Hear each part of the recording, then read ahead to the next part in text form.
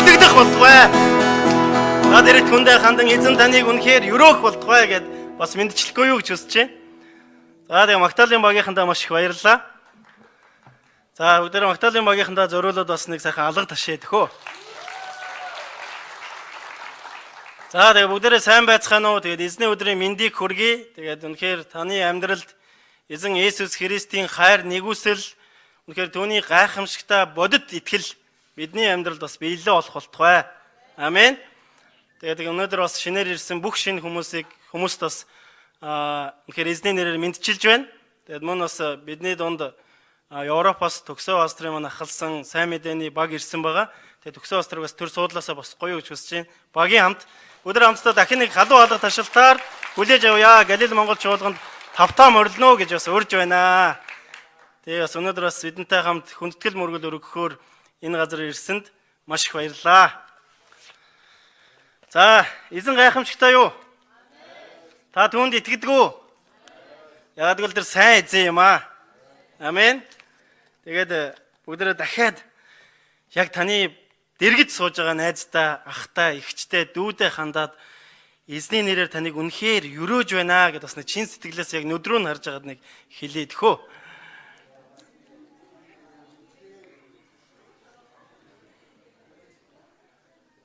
Тэгээд эзэн бидний амьдралд энэ гайхалтай өдрийг зөвшөөрч энэ өдрөөр дамжуулж тэр биднээс бас хүндэтгэл мөргөлийг авахаар тэгээд биднээс авсан хүндэтгэл мөргөлөөрөө дамжуулан түүний нэр бас алдаршихаар бидэнд гайхалтай энэ өдрүүд, хоногуудыг тэр дундаа яг энэ ариун өдрийг бидэнд бас зөвшөөрсөн. Амен. За тэгээд өнөөдөр бидэнд эзний үгийг дамжуулахаар нэгэн пастор бас өргөдөн ирсэн байгаа. Тэгээд эзэн хэлэхдээ хүн талахаар бус Бурхны амнаас гарах үг нэг бүрээр. Амен. Бурхны амнаас гарах үг нэг бүрээр амьдрнаа гэж хэлсэн байдаг. Тэр өөрийн үгийг өөрийн хүмүүсээр дамжуулан эзэн өөрийн дуудсан хүмүүсийн зүрхэнд бас нотголуулдаг байна. Амен. Тэгээ өнөөдөр бидний бас урилгыг хүлээж аваад эзний үгийг дамжуулахаар хүрэлцэн ирсэн Сэргэн мандал эвсэл, Сэргэн мандал сүлжээ чуулганы пастор Ням Цэрэн буюу бидний хэлж ярьсан Немка пастор маань хүрэлцэн ирсэн байгаа. Тэгээ өдөр бас халуун алга ташилтаар угтаж авъя. Тэгээд таныг урьж байна.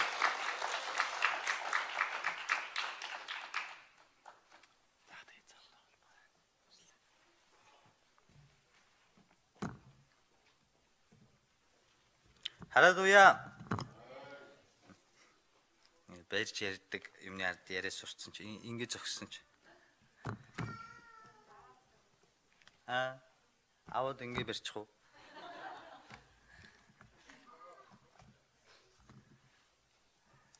Ингэчээл ингэ. За нөгөө хууль байна штэ гэд ингээд. За, уулзсандаа маш их баяртай байна. Биний эзэн үнэхээр итгэмжтэй амьд юм аа мэ. Хүн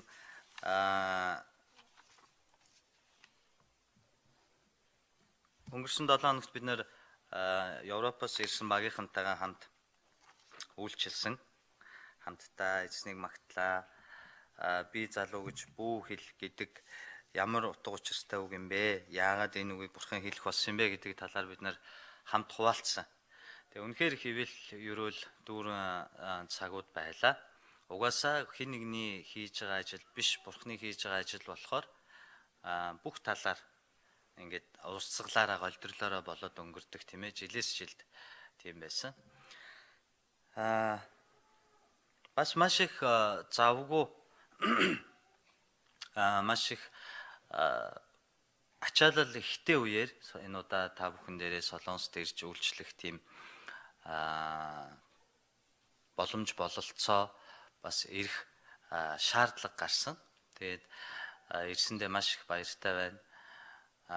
Бас өшөө өөр олон газруудаар явж үйлчлэхээс илүү хамгийн их ирэхэд ийм дотн сэтгэлээр ухтаж авдаг Галил чуулган дээр ирсэндээ маш их баяртай байна. Үүднээс нахуулаад ингээд явсаар байгаад тэргүүн ахлагч хүртэл ингээд дотны хизээ язааны нэг тийм мэддэг газараа ирэх чинь нөгөө яасан газрын давуу зөвлөн гэдэг шүү дээ тий. Их сайхан байна. Мэдээж гэрэл байгаа газар сүүдэр байдаг. Тэгээд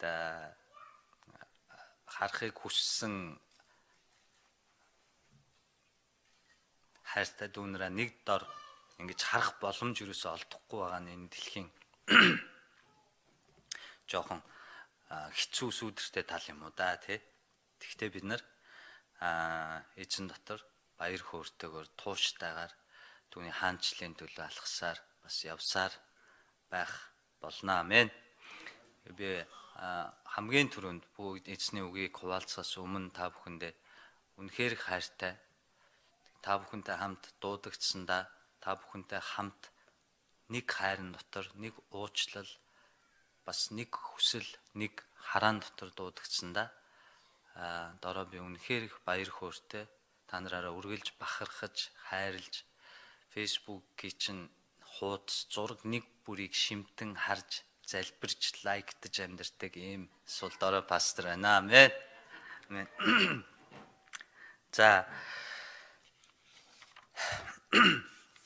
бүгдээрээ хамтдаа нэг хүний тухай өнөөдөр үзнэ.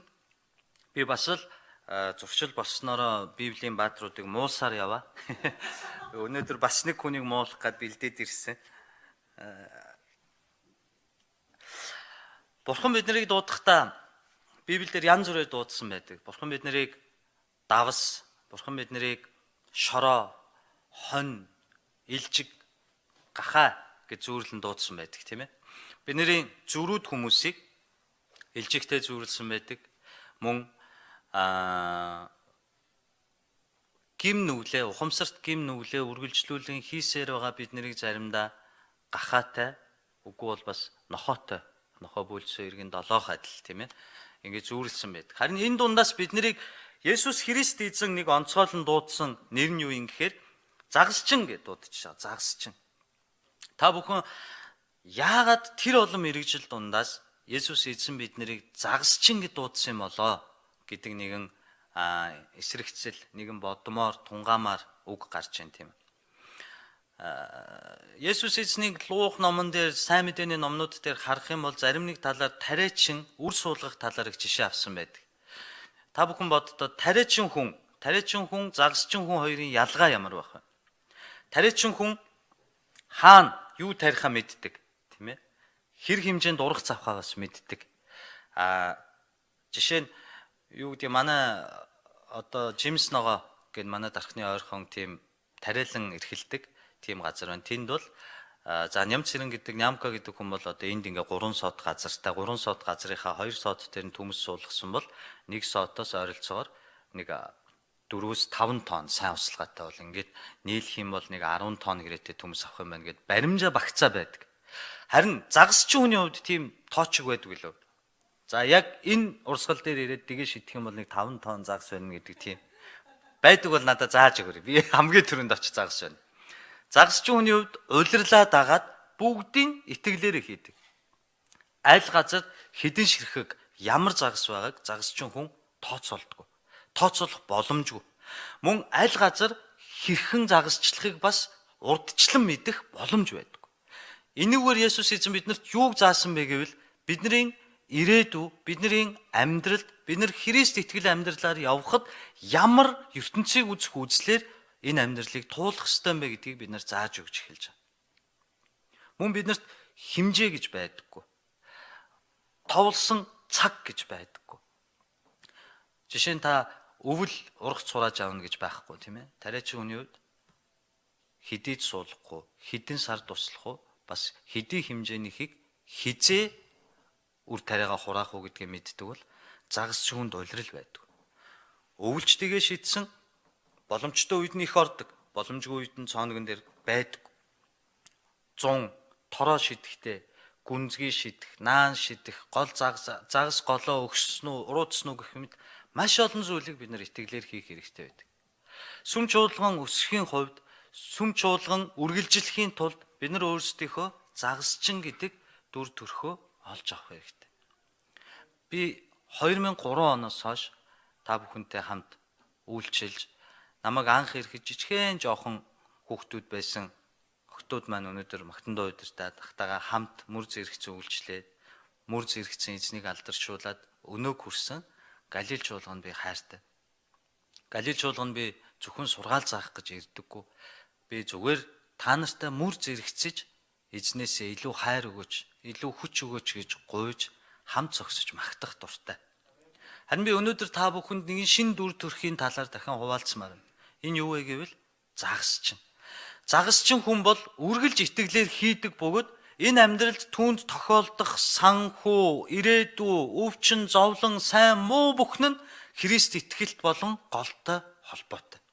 Тэрээр хизээ, ямар цагт, ямар үр жимс хураахаа мэдэхгүй ч зөвхөн итгэлээр урагшилж яадаг ийм л хүмүүсийг эзэн биднийг загасчин гэж дуудсан байна. Амен. Тийм учраас та бүхэн бол загасчин юм аа. Бүр загасчиндаа Галил гэдэг нэртэй загасчин юм. Амен. Энэ загасчингууд дундаас бас бүдэрч ундаг, итгэл алддаг, хүнд хэцүү үед байдаг. Энэ газар бүдэрч унаагүй, итгэл алдраагүй хүн байна уу гэд гараа өрөг гэвэл тийм юм амьдралдаа үзээгүй хүн байхгүй нь тодорхой. Харин өнөөдөр бүгдээрээ Баптист Иохан гэдэг Есүс Христийн дуу хоолой болсон нэгэн агуу.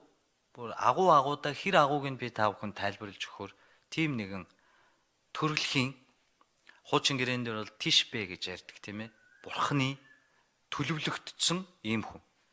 Энэ Баптист Иохан гэдэг хүний талаар Библи өөрөө төрхөөс нь өмнө зөвгнөд хэлсэн байдаг. Тэрээр Есүс Христийг төрөх дуу хоолой болно гэж. Баптист Иоханы талаар хаана анх өгүүлсэн байдаг вэ гэвэл Баптист Иохан төрөх өдрөөс 400 гаруй жилийн өмнө Иоханыг Библиэлд хэлсэн байна. Бүгдээр хамтдаа Исая 40-ийн 3 дугаар зүйлийг уншъя. Исая номны 43.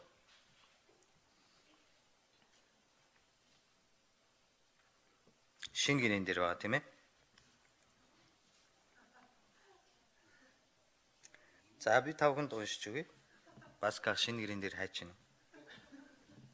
Олчаарай за. За Исая номны 43 дээр хашгирагч нэгний дуу зилүүд талд эзний замыг бэлтцгээ. Цөлд бурханд маань их замыг шулуун болгох түн. Энэ хашгирагч нэгний дуу гэдгийг Матай 3:3, Марк 1:2, Иохан 1:23 гээд ард нь байгаа тэр 3 зэг тайлбар дээр тэмдэглэсэн байгаа. Энэ бол Жагаун Баптистыг баптизм хүртээгч Иоханыг түүнийг төрөхөөс 400 гаруй жилийн өмнө Библиэлд зөвгөнж хэлсэн байна. Энэ тэг зөвгнөгдөж төрсөн хүн байна уу? Зөвгнөгдөж төрмөр байгаа хүн байна уу тэгвэл? Гоё те? Гоё шүү дээ. Үннээр л байл да. Нямка гэдэг нэг ийм хүн төрнөө. Дампуурж бурхнаа болоод алга болно ч гэдэг юм уу те. Нэг тийм гоё үг ингээд бурхны үгэн дээр гараад ингээд төрүүл тэрэн шиг гоё юм байхгүй. Баптизм хүртээгч Иоханыг 400 жилийн өмнө зөвгөнсөн байна. За мөн Иохан 1:23 дээр ч гэсэн түүнийг цөлд хашгирах дуу хоолой бөгөөд энэ бол баптизм хүртээгч өнөөдрийн энэ Жагаун Баптист энэ Иохан юм аа гэдгийг Израильчууд мэдчихсэн байна. Мөн үүн дээр бас нэгэн аимшигтай биш гайхамшигтай юм болж байгаа нь Луух номны 1:13-аас 16 дээр энэ бол хуучин гэрэн дээр байдаг ном. Луух номны энэ дээр үед нөгөө энэ тийм Библийн сургууль ч юм уу чуулгануудаар яваад үгийн үйлчлэл хийж хат нэг гоё юм байсан нь ингээд ишлэл хэлэнгүүднийх гоё ингээд гэл гоё цаас дуурдаг байсан те. Одоо бол ерөөс ингээд долоо урдал энэ хэдхэн жилийн өмнө нэг хамар ухах үүрэгтэй байсан уу юу мэдэхгүй нэг ганц долоо уруугаар өнөөдөр зүгээр дуурлаад хайрлаад unfriend хийж гомдоогоод лайктаж баярлуулаад зүрх дарж сэтгэлээ илчлээд ерөөс нэг хуруугаар амьдрал шийдэгдээд те тэнтэй харьцахгүй юу гэд ингээд бүр бурхны үгийг хүртэл ингээд долоо урдаа явчихдаг болсон.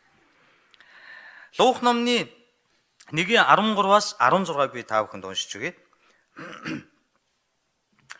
Харин Тэнгэр элч дүүн Захария бүү айж чиний гуйлд сонсогдсон бөгөөд эхнэр Элизабет чинь чамд хүү төрүүлнэ. Чи түүнд Иохан гэдэг нэр өгөх болно.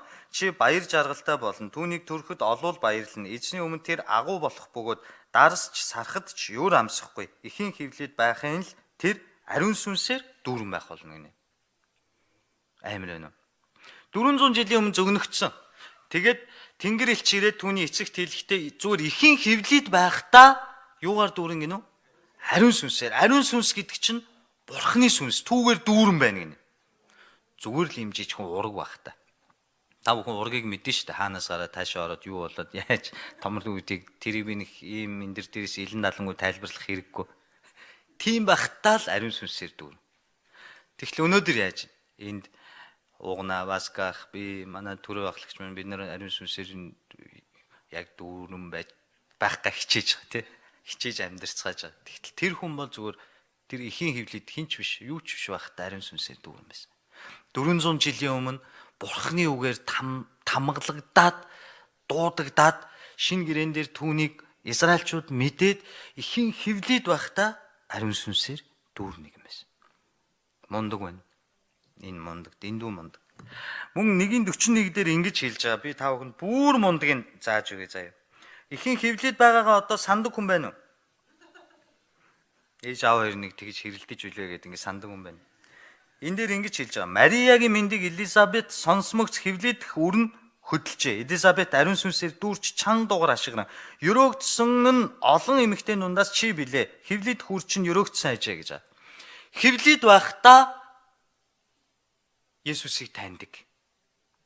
Бид нар бол энд ирж номлол сонсоод 2-3 цагийн семинар хийгээд 4 жил Библийн сургуульд сураад 2 жил MDV хамгаалсан ч Есүсийг таньж чадахгүй байгаа шүү дээ. Тийм үү? Хичээгээл. Та яг хин бэ л гэж яваад. Одоо бол тэгэд явж байгаа. Харин хөвлөд байхдаа 400 жилийн өмнө зөгнөгдөөд ихийн хөвлөд байгаа тэр жижигхэн ураг. Өөр нэг ихийн хөвлөд байгаа бас нэг ургийг аврагч Месиа гэж таниад тийчгэнэ гэд боддог. Ямар сонин ургууд явагдаад байна гэдэг шиг, өөр хөвөрлүүд явагдаад байна гэдэг шиг. Тийм бод. Ихийн хөвлөд байхдаа л тэрээр ариун сүнсээр дүүрэн. Тэгэд Есүс Христийг ил байгаад гидснийх нь гаднаас аав нөнөө гэл ингэж мингэл. Манай уугаа бол хүүхдтэйг гидсний цаанаас их харьцсан да тийм үү. Тийм үе таньж байгаа гэвэл за бас боломжтой ч юм шиг те. Ээжийнхээ хүүсний нүх мөхөр ингээд шагааж байгаа царайг нь хардаг ч юм. Есүс бас ихийн хөвлөд ба. Хоёулаа ихийн хөвлөд байхад Жахан Баптист яасан бэ? Есүс Христийг таньсан бэ. Энэ юу гэсэн үг вэ гэвэл тэрээр аль хэдийн Христ эзнийг, Месиаг, Бурхныг, ариун байдлыг, зөвхт байдлыг, сүнслэг байдлыг, хүчрхэг байдлыг мэдсэн, сурсан төрөлхийн тишбэ буюу Бурхны хүн байж. Тийм биш бол боломжгүй шүү дээ. Ямар ч боломж байхгүй. Библиэлд зөгнөгдөө хүчээр зөгнөд бичсэн ч бай. Мэдгүй одоо буруу урсгал болж таарах бах тийм үү. Энэ мундаг Жахан Баптистыг яаж муулах гэж байгаа юм болоо гэж та бодож байгаа. Муулнаа. Хүн юм чинь муу тал байж л таар. Хайжгаад олддог л байхгүй. За Жахан Баптист ихийн хөвлөд байхдаа Есүс Христийг танихаас гадна бас нэгэн гайхамшигтай болсон энэ дэлхий дээр хамгийн анх Мария төрөгчсөн ээжээс нь дараа хамгийн анх Есүс Христийг аврагч Месиа буюу Бурхны хүү гэдгийг мэдэрсэн. Луух намн дээр гардаг тийм үү. Тэр нь хаана гардаг вэ? Луух Матай 3-ын 13-аас 15-ыг бүгдээрээ үзье. Хуучин гэрээний ном. Матай 3 дугаар бүлгийн 13-аас 15.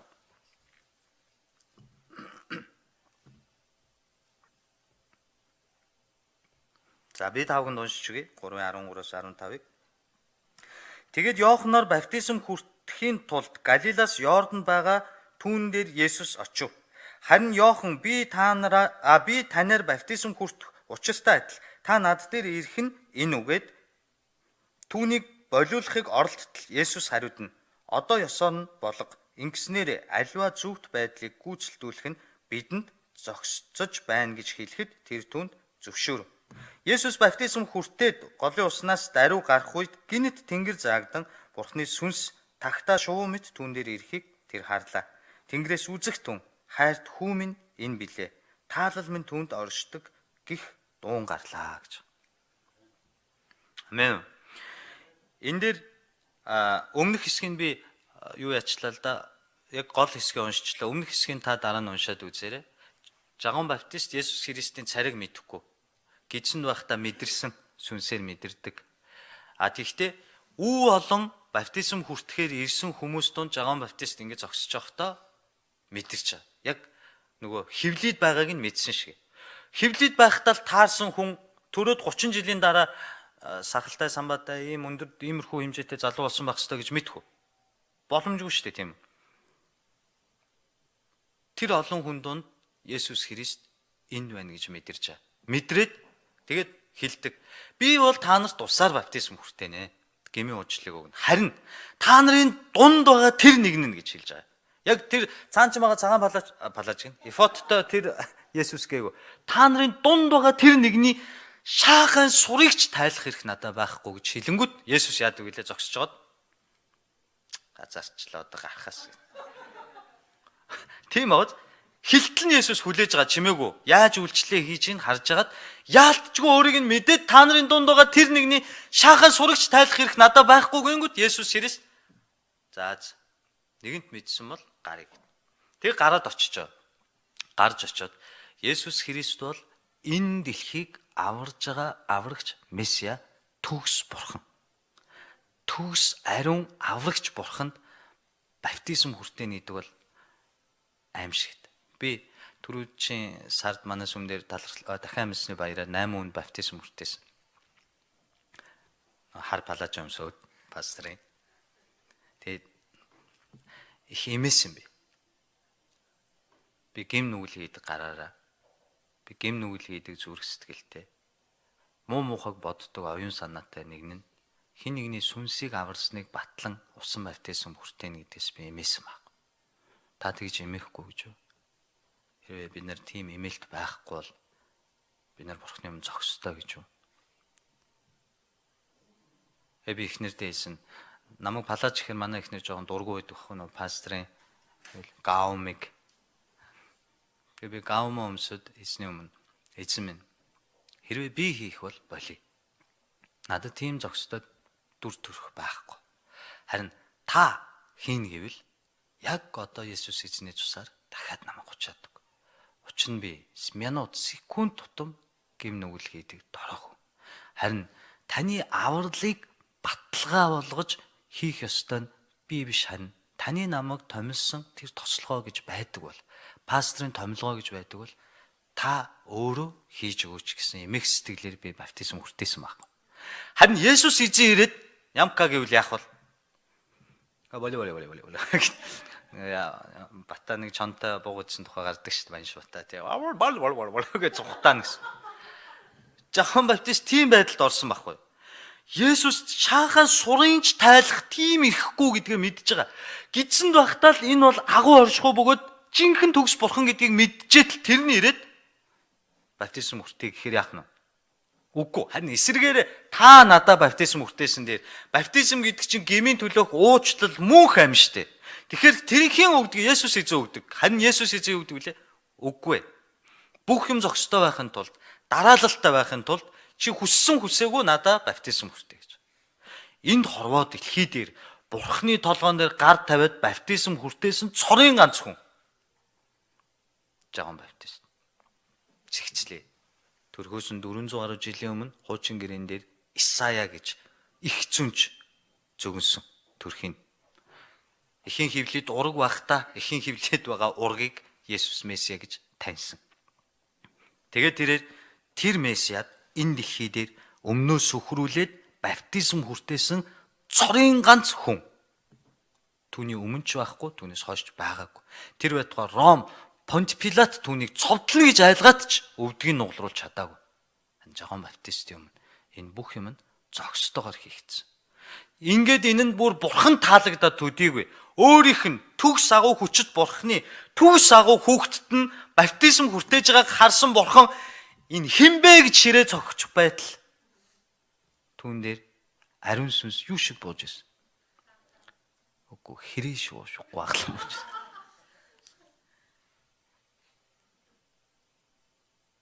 Ийм гайхамшигтай хүн гэсэн.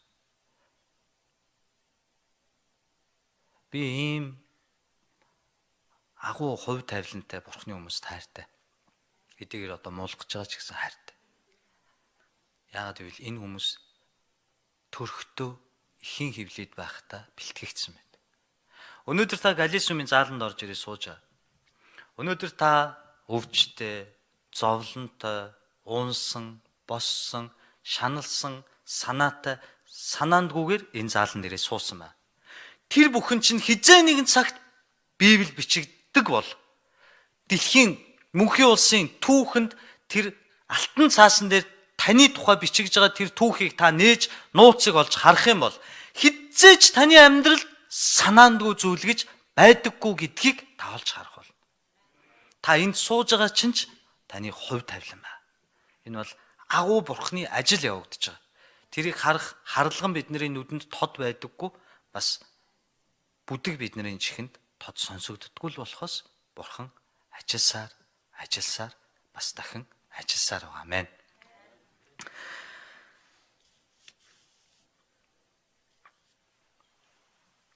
Одоо бүгдээрээ Матай номны 11-р бүлэг рүү оръё.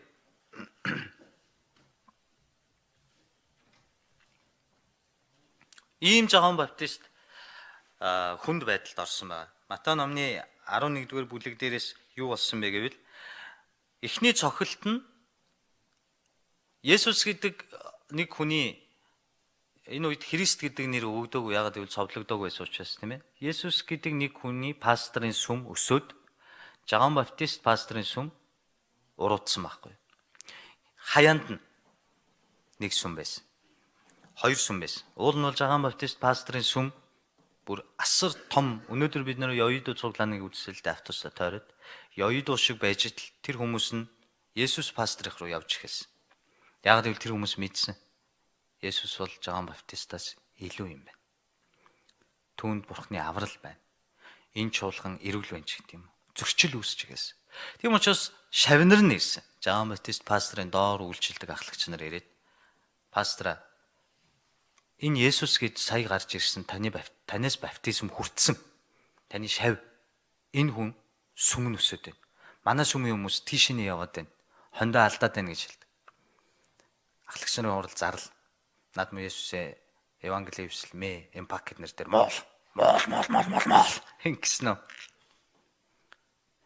Би буурч тэр өсөх ёстой гэж хэлсэн пастор.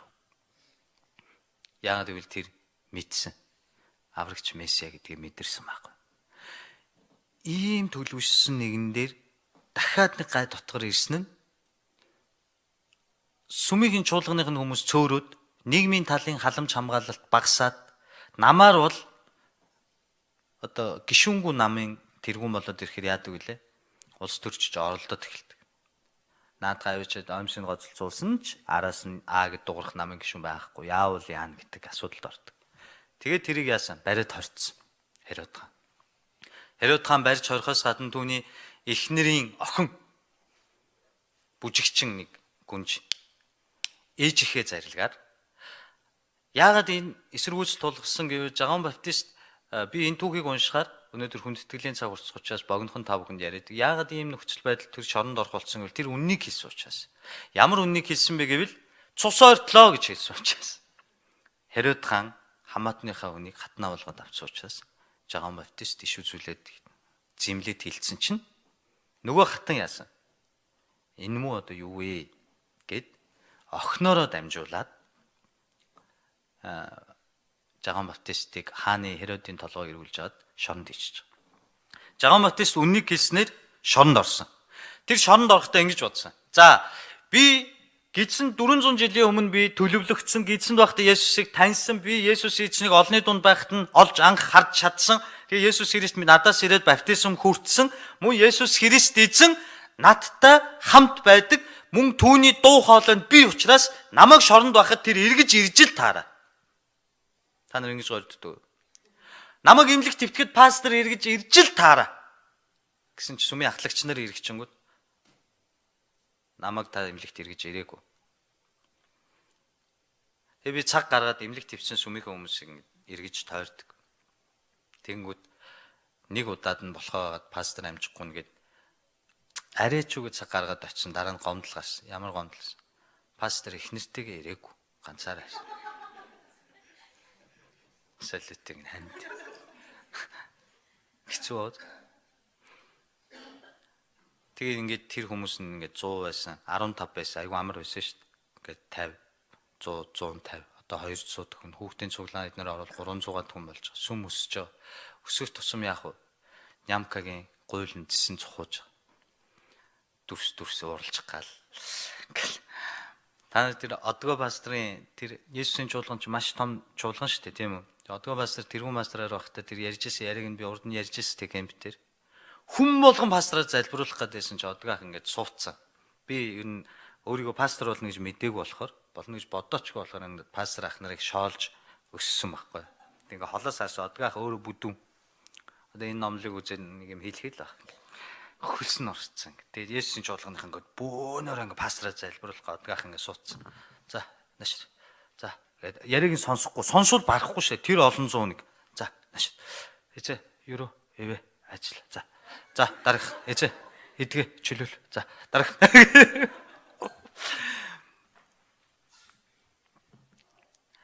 Ийм мундаг Жагаан Баптист тэгж бодсон чинь Есүс эзэн эргэж очоогүй. Хэрвээ Нямкаг бариад шоронд хийчлээ гэвэл та нар ч нэг Монгол руу намайг эргэж очихгүй л худлаа яриад явах. Гэхдээ энэ хавцаа нэг одоо юу гэдэг иммиграшн дээр баригдаад аккурманд орчлоо 7 хоног байна гинэ гэвэл ядаж нэг хуушур за нэг гимба бариуд ирнэ үстэй. Тэ хамгийн найдваргүй хоёр үнэлүүл харж эхлэе таа шүү. Ядаж нэг дүрсээ харуулчихгүй. Ядаж залгах байлгүй дээ. За яаж наа чи ямар хуу үт юм бэ нэг сонирхооч болтугай. Есүс эзэн тгийчгүй өсөв. Ээж Жагаан Баптист хүлээсэн. Тэр намайг мэдж байгаа гэд.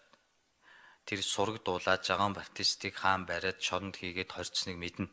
Тэгэхээр эзэн заавал над дээр ирж л таараа гэд хүлээсэн. Тэг ирсэн үү? Ирэв. Есүс эзэн ер нь их тийм хатуул лидершиптэй хүн байсан тийм үү? Марта Мария ч гэсэн уйлал.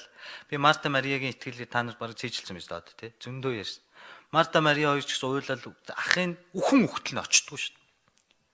Тэгэд байгаа л Лазарын би муу байна гинэ та очиод эдгэх хэрэгтэй байгаа л. Тэгэд хамгийн сүүлд дагалдагч нар ирээд Марта Мария хоёроос мэдээ ирлээ Лазар өгчжээ гэсэн ч өө тийм ашгүй. За одоо очие гэдэг. Тийм сонин удирдлагатай тийм. Ингээд Жагаан Баптистийн амьдралд хамгийн хүнд хамгийн дорд үедээ ирж байгаа. Тэрний үг бол 13-аас 15-ыг би тавганд уншиж өгье.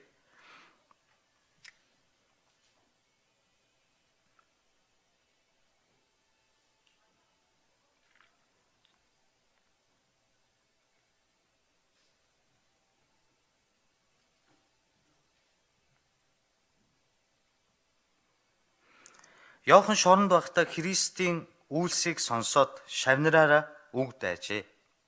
Түүнээс та ирэх ёстой нэгэн мөн үү? Эсвэл бид өөр нэгнийг хүлээх үү гэж асуулав. Есүс хариултанд тэдэнд явж үдсэн дуулснаа Йоханд хэл. Сохор нь хараа орж, сунга нь алхаж, уймантай нь цэвэршиж, дүлийг сонсож, үхэгсэд нь амилж, ядууст сайн мэдээ тунхаглаж байна. Надаас болж үл бүдрэгч нь ерөөлтөе. За. Тэр хүлээсэн Есүс Христ. Хүлээгээд Есүс Христ ирээгүй. Тэрний шоронд байгааг Есүс Христ сонссон ч тийм үү, гайгүй юу, мессеж бичээд какодолкоор за шоронд тийм байхгүйсэн байж магадгүй. Юу болж ийн гэж шавнараа явуулаагүй. Аргаа бараад эцсийн хэмжээнд хүрж байгаа. За. Одоо сүүлийн арга хэмжээ юу вэ гэвэл шавнараа явуулж байгаа Есүс рүү. Очоод түүний Христийн үйлсийг сонсоод гэж байгаа тийм үү. Эргэлзэж ихээс. Нэр тэр месиа яг мөн байсан байгаа. Биднээс амьдрал зовлон тохиолдоход яг ингэж эргэлзэж эхэлдэг тийм үү. Энэ яг зөв байгаа гэж эхэлдэг. Тэгээд шавнараа түүний тухай үйлсийг шоронгоор ингэ дам дамаа сонссон чинь үхсэн нь амьлаад байдаг. Сохор нь хараа ороод байдаг. Хилгүүн хилд ороод байдаг. Уймаа өвчтэй нь эдгээд байдаг.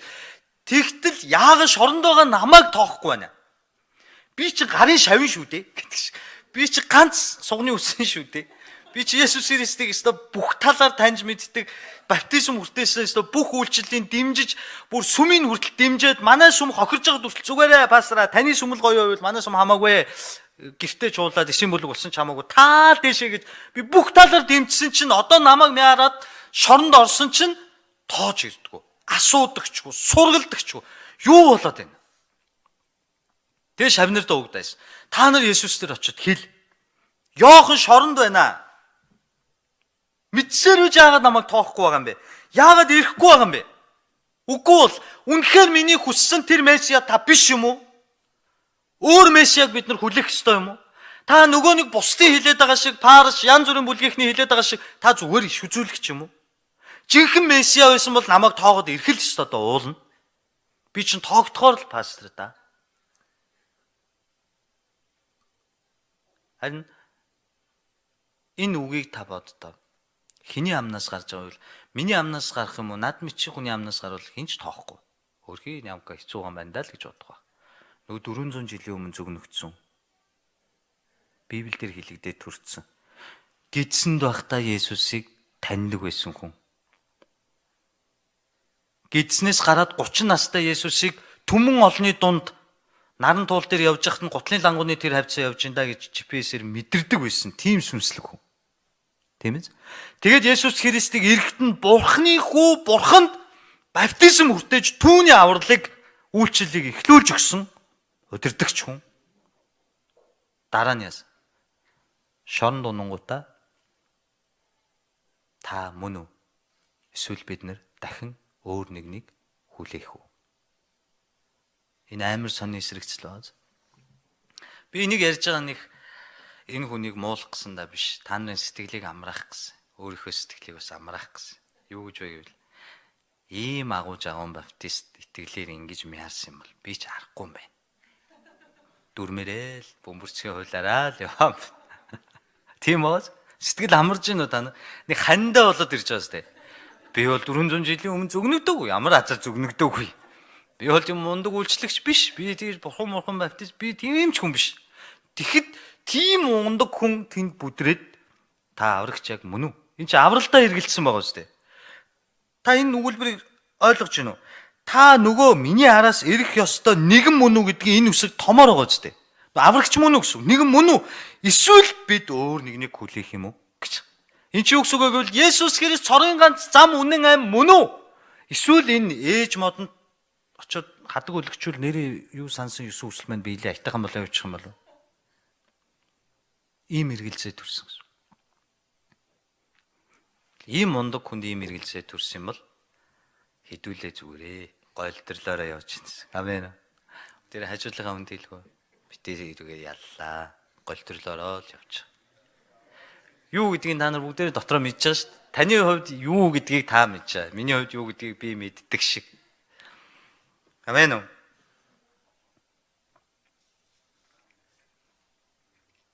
Хан Есүс Христ өнөөдөр Галил чуулган та биднэрт хандаад ивэр шиг ингэж хэлсэн байна. Сохор нь хараа орж, сунган алхаж, уймантай нь цэвэршиж, дүлийн сонсож, үхэгсэд нь амилж, ядууст сайн мэдээ тунхаглагдсаар байна. Надаас болж бүдрээг нь ерөөлтөё гэж.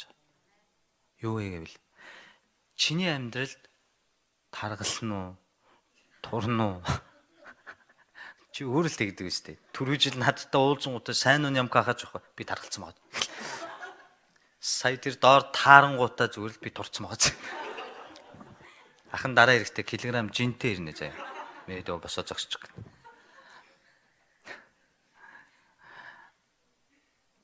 Чиний амьдралд унж гин үү, босч гин үү, гадуурхагдж гин үү, орхигдж гин үү? Чиний л асуудал. Харин тэнд уйман өвчтэй нэгдэж байна.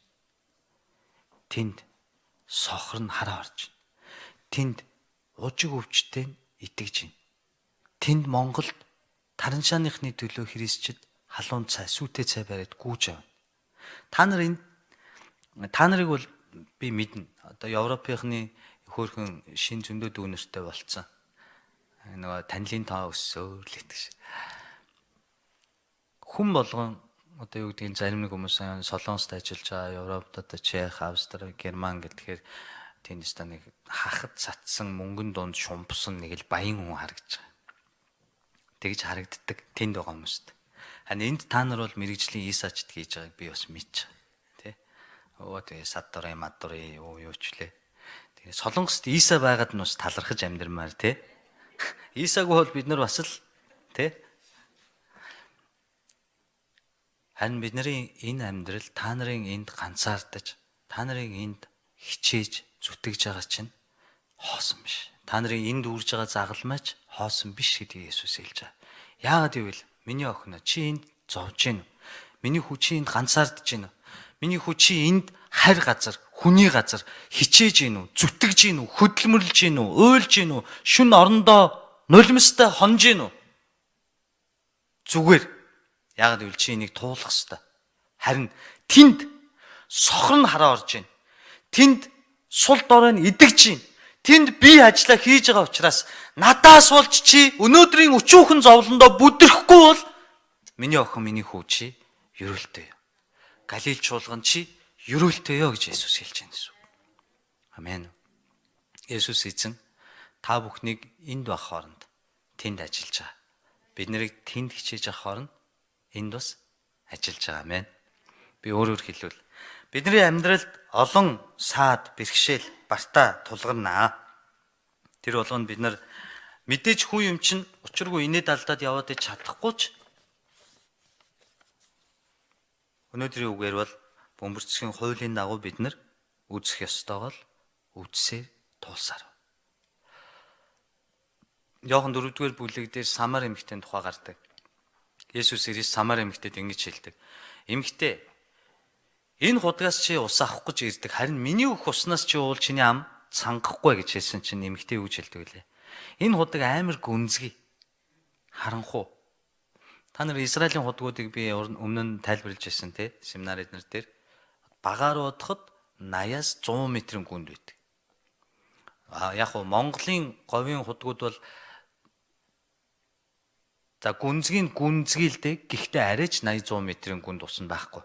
Ямар ч байсан түрүү ахлагчийг хөлнөөс нь би бариад миний хөлнөөс баска ах бариад баска ахын хөлнөөс уугнаа бариад тэгээ түрүү ахлагч нэг хутгахад ямар ч тал говь ус дөрүлөө бол гаргачихаар Монголын өмнө говийн хутгнууд бол харин энэ тийм биш байхгүй. Харанхуу гүнзгий. Харин Есүс Христ юу гэдэг вүлээ? Чи надад итгүүл чи цангахгүй гэдэг нь.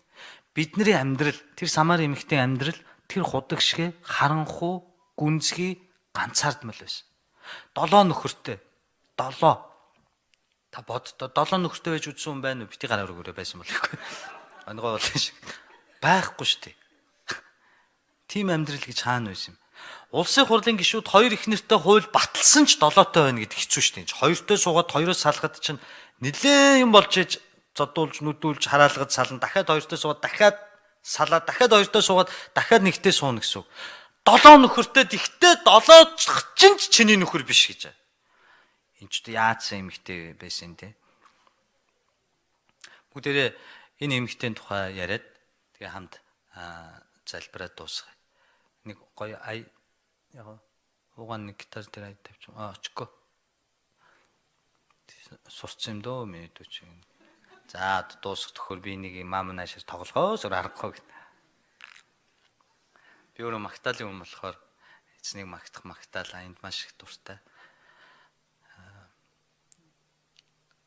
Өөрөөр би тавгын тайлбарлая л да. 7 нөхөр 7 эрэгтэй тийм ээ. За манай Амра Гамба хоёрын л нэг нь байгаа. Гамбан л. Гамбан. Би үнийн нэр ерөөсөө ердөө болохгүй гэдэг шиг. Гамбах хамаагүй ихнэрийн юу ачвал юм аваа шидчих магадгүй.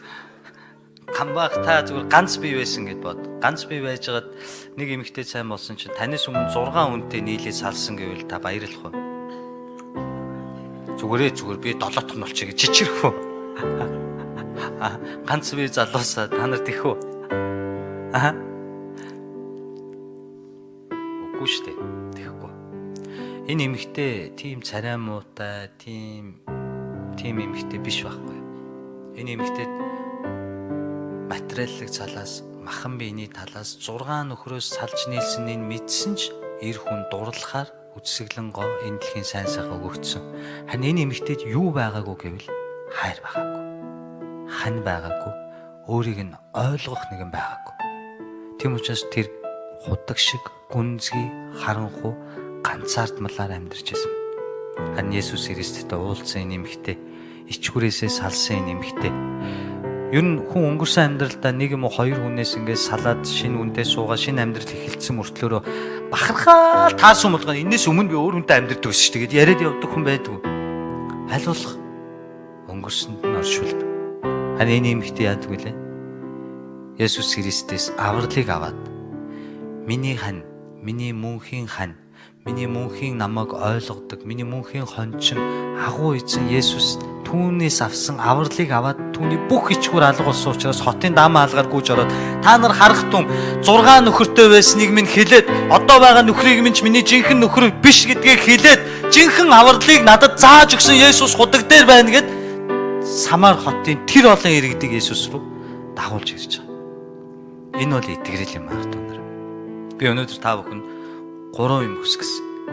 Нэгдүгээрт нь биднэрт хайр, биднэрт уучлал, биднэрт ёроол хэрэгтэй. Үүний дараа хаалтанд би нэг өгүүлбэр нэмж өгнө. Тэнгийн дотор амгалан. Бити их юм бодож шаналлах түнэр. Тэнэггүй амгалан байдаг гэдэг чинь мэрэгүү ухаан шүү. Би сүүлийн үед тэнгийн дотор амгалан гэдэг зарчмыг амьдралдаа хэрэгжүүлж байгаа. Болохгүй бүтггүймийг бодож шаналсанд орвол за яах болчих байл. Заах цаг хугацаа шийдээд өгөндөө. Би л бүдрэхгүй, итгэлээ алдахгүй амьдраад алхаад уртхаа хийгээд явжээ. Хоёрт нь ийм агуу удирдагч нарын бүдэрдэг энэ хүнд сорилтонд та бид нар ороод бүдэрлээ гэж шаналаад, гутраад тех тийм том хүн мөн үү? Тэгээд тэгсэн бол өстө унчихгүй байх байсан гэхээр тийм том хүмүүс бид нар биш ээ.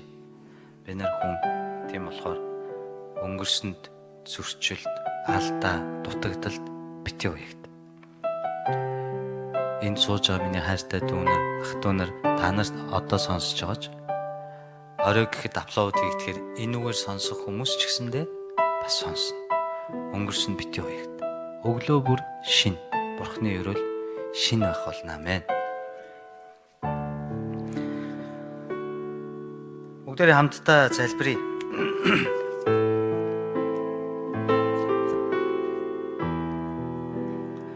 Эзэн минь бидний зүрх сэтгэл оюун санааг шинчилж өгөөч хэмээн залбирая. Зүрх юугаар дүүрэн тэр гардаг шиг та хэрвээ аягтаа ус бариад түүнийг цогох юм бол аяганд юу байна? Тэр газар асгардаг. Тиймээс бид нар цэвэр байхын тулд бид нар өөрсдийн аягийг зөвөр уучлалаар, хайраар дүүргэх хэрэгтэй. Тэгэх юм бол энэ зал аврагдсан сүнснүүдээр дүүрэх болно ах дүүнэр. Хэрвээ та аягтаа усанд сэгсрэхэд ус гоождөг бол та аягтаа сүүг цохилдог бол сүүл гоожно. Таныг амьдрал жаргалаар биш зовлонгоор цохих үед таны зүрх юугаар дүүрэн тэр асгардаг ба. Тийм учраас бид нар жаргал даах нь чухал уу, зовлон даах нь чухал уу гэдгийг энэ газар бодонгоо өөрсдийн зүрхээ чуулгана ах дүүнрээ эзэн даатган. Түүнээс хүсэмжлэн үгийн төлөө, ерөөлийн төлөө хамтдаа залбирanгуйцгаая.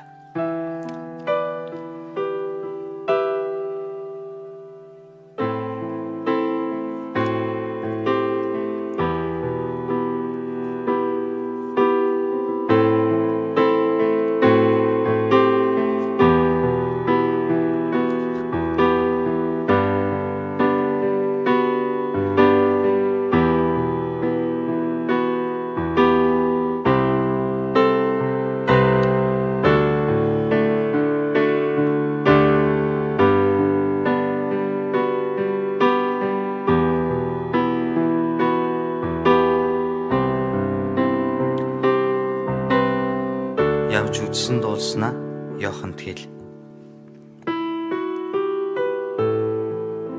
Явж үдсэн дуулснаа Галилд хэл.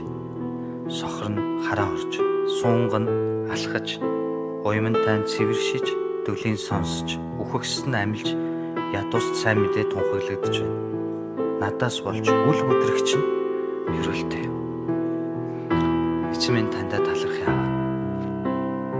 Тийм ээ аваа. Бид нарыг энд өнөөдрийн зовлон, өнөөдрийн жижиг шажиг амьдралд асуудалтайгаа орооцолдох хооронд таны хаанчлал дэлсээр байна. Бид нарыг энд зовлон зүдгүүрдээ гомдлон, танаас гомдол тоочин ойлон шаналан сууж авах үед таны хаанчлал бас дэлсээр байна. Тиймээс бид нар Галил шиг баймаар байна аваа. Тань руу урсах тэр гол шиг баймаар байна аваа. Энэ газар таны ерөөл урсахыг хүсэж байна. Энэ газар таны нэгүсэл байхыг хүсэж байна. Энэ газар таны сэргэлт байхыг хүсэж байна. Бас энэ газар бид нар бүгд үхлүүд байхыг хүсэж байна аваа. Гарчгүй амьд байгаа зөвхөн та байхыг хүсэж байна аваа. Таны загалмайн хайрыг дагагч ам мургалсан Галил нуур шиг амьдрал цэцгэлсэн олон төрлийн энэ дэлхийн сав газруудад байхгүй бүхий л сайн сайхан зүйл цугларсан Галил нуур шиг олон газар руу цутгсан Галил нуур шиг энэ газар таны ерөөл дүүрэн хэмээн Есүс хааны нэрээр ажиллан ерөөж наваа. Эзэн минь энэ газар таны хайр, таны уучлал, таны нэгүсэл, ах дүүсийн эв нэгдэл дүүрэн хэмээн зүгнэн ерөөж наваа. Энэ газар таны чөлөөлөлд дүүрэн хэмээн ерөөж наваа. Эзэн минь энэ газар таны зарцнаар босон зогсох болно хэмээн ерөөж наваа. Бүх алдрыг танд өргөм, танда бүх магтаалыг өргөм, бүгдийг таны итгэмжт моторт дахин даатган Есүсийн нэрээр ерөөн залбирanгуйлаа. Амен. Хайртай шүү.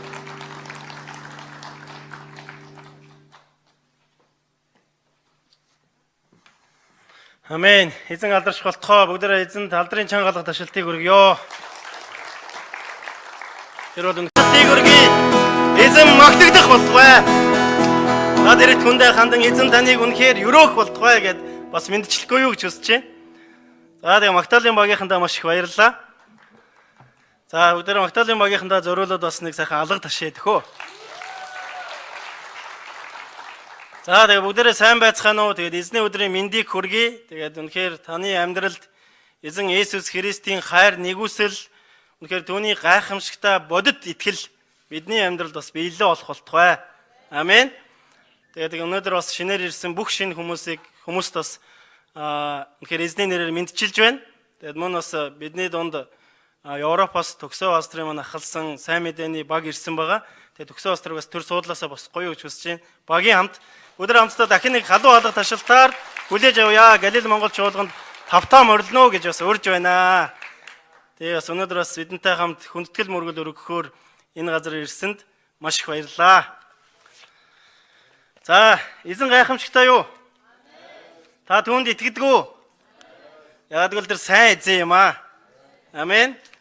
Тэгээд бүгдээрээ дахиад яг таны дэргэд сууж байгаа найздаа, ахтай, эгчтэй, дүүдээ хандаад эзний нэрээр таныг үнэхээр өрөөж байна гэдээ бас нэг чин сэтгэлээс яг нүдрөө нь харж байгаад нэг хэлээд хөө.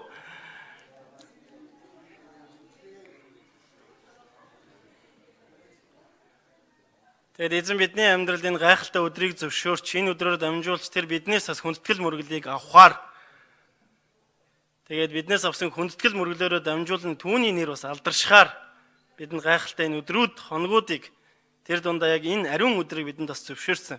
Амен. За тэгээд өнөөдөр бидэнд эзний үгийг дамжуулахаар нэгэн пастор бас өргөдөн ирсэн байгаа. Тэгээд эзэн хэлэхдээ хүн талхаар бус Бурхны амнаас гарах үг нэг бүрээр. Амен. Бурхны амнаас гарах үг нэг бүрээр амьдрнаа гэж хэлсэн байдаг. Тэр өөрийн үгийг өөрийн хүмүүсээр дамжуулан эзэн өөрийн дуудсан хүмүүсийн зүрхэнд бас нотголуулдаг байгаа. Амен. Тэгээ өнөөдөр бидний бас урилгыг хүлээж аваад эзний үгийг дамжуулахаар хүрэлцэн ирсэн Сэргэн мандал эвсэл, Сэргэн мандал сүлжээ чуулганы пастор Ням Цэрэн буюу бидний хэлж ярьсан Немка пастор маань хүрэлцэн ирсэн байгаа. Тэгээ өдөр бас халуун алга ташилтаар угтаж авъя. Тэгээд таныг урьж байна.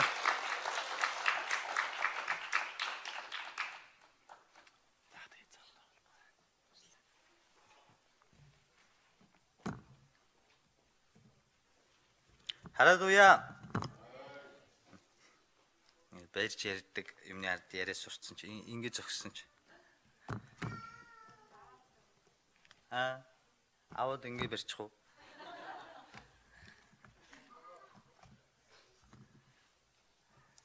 Ингэчээл нэг за нөгөө хууль нь штэ гэд ингээд. За, уулзсандаа маш их баяртай байна. Миний эзэн үнэхээр итгэмжтэй амьд юм аа мэн. Хүн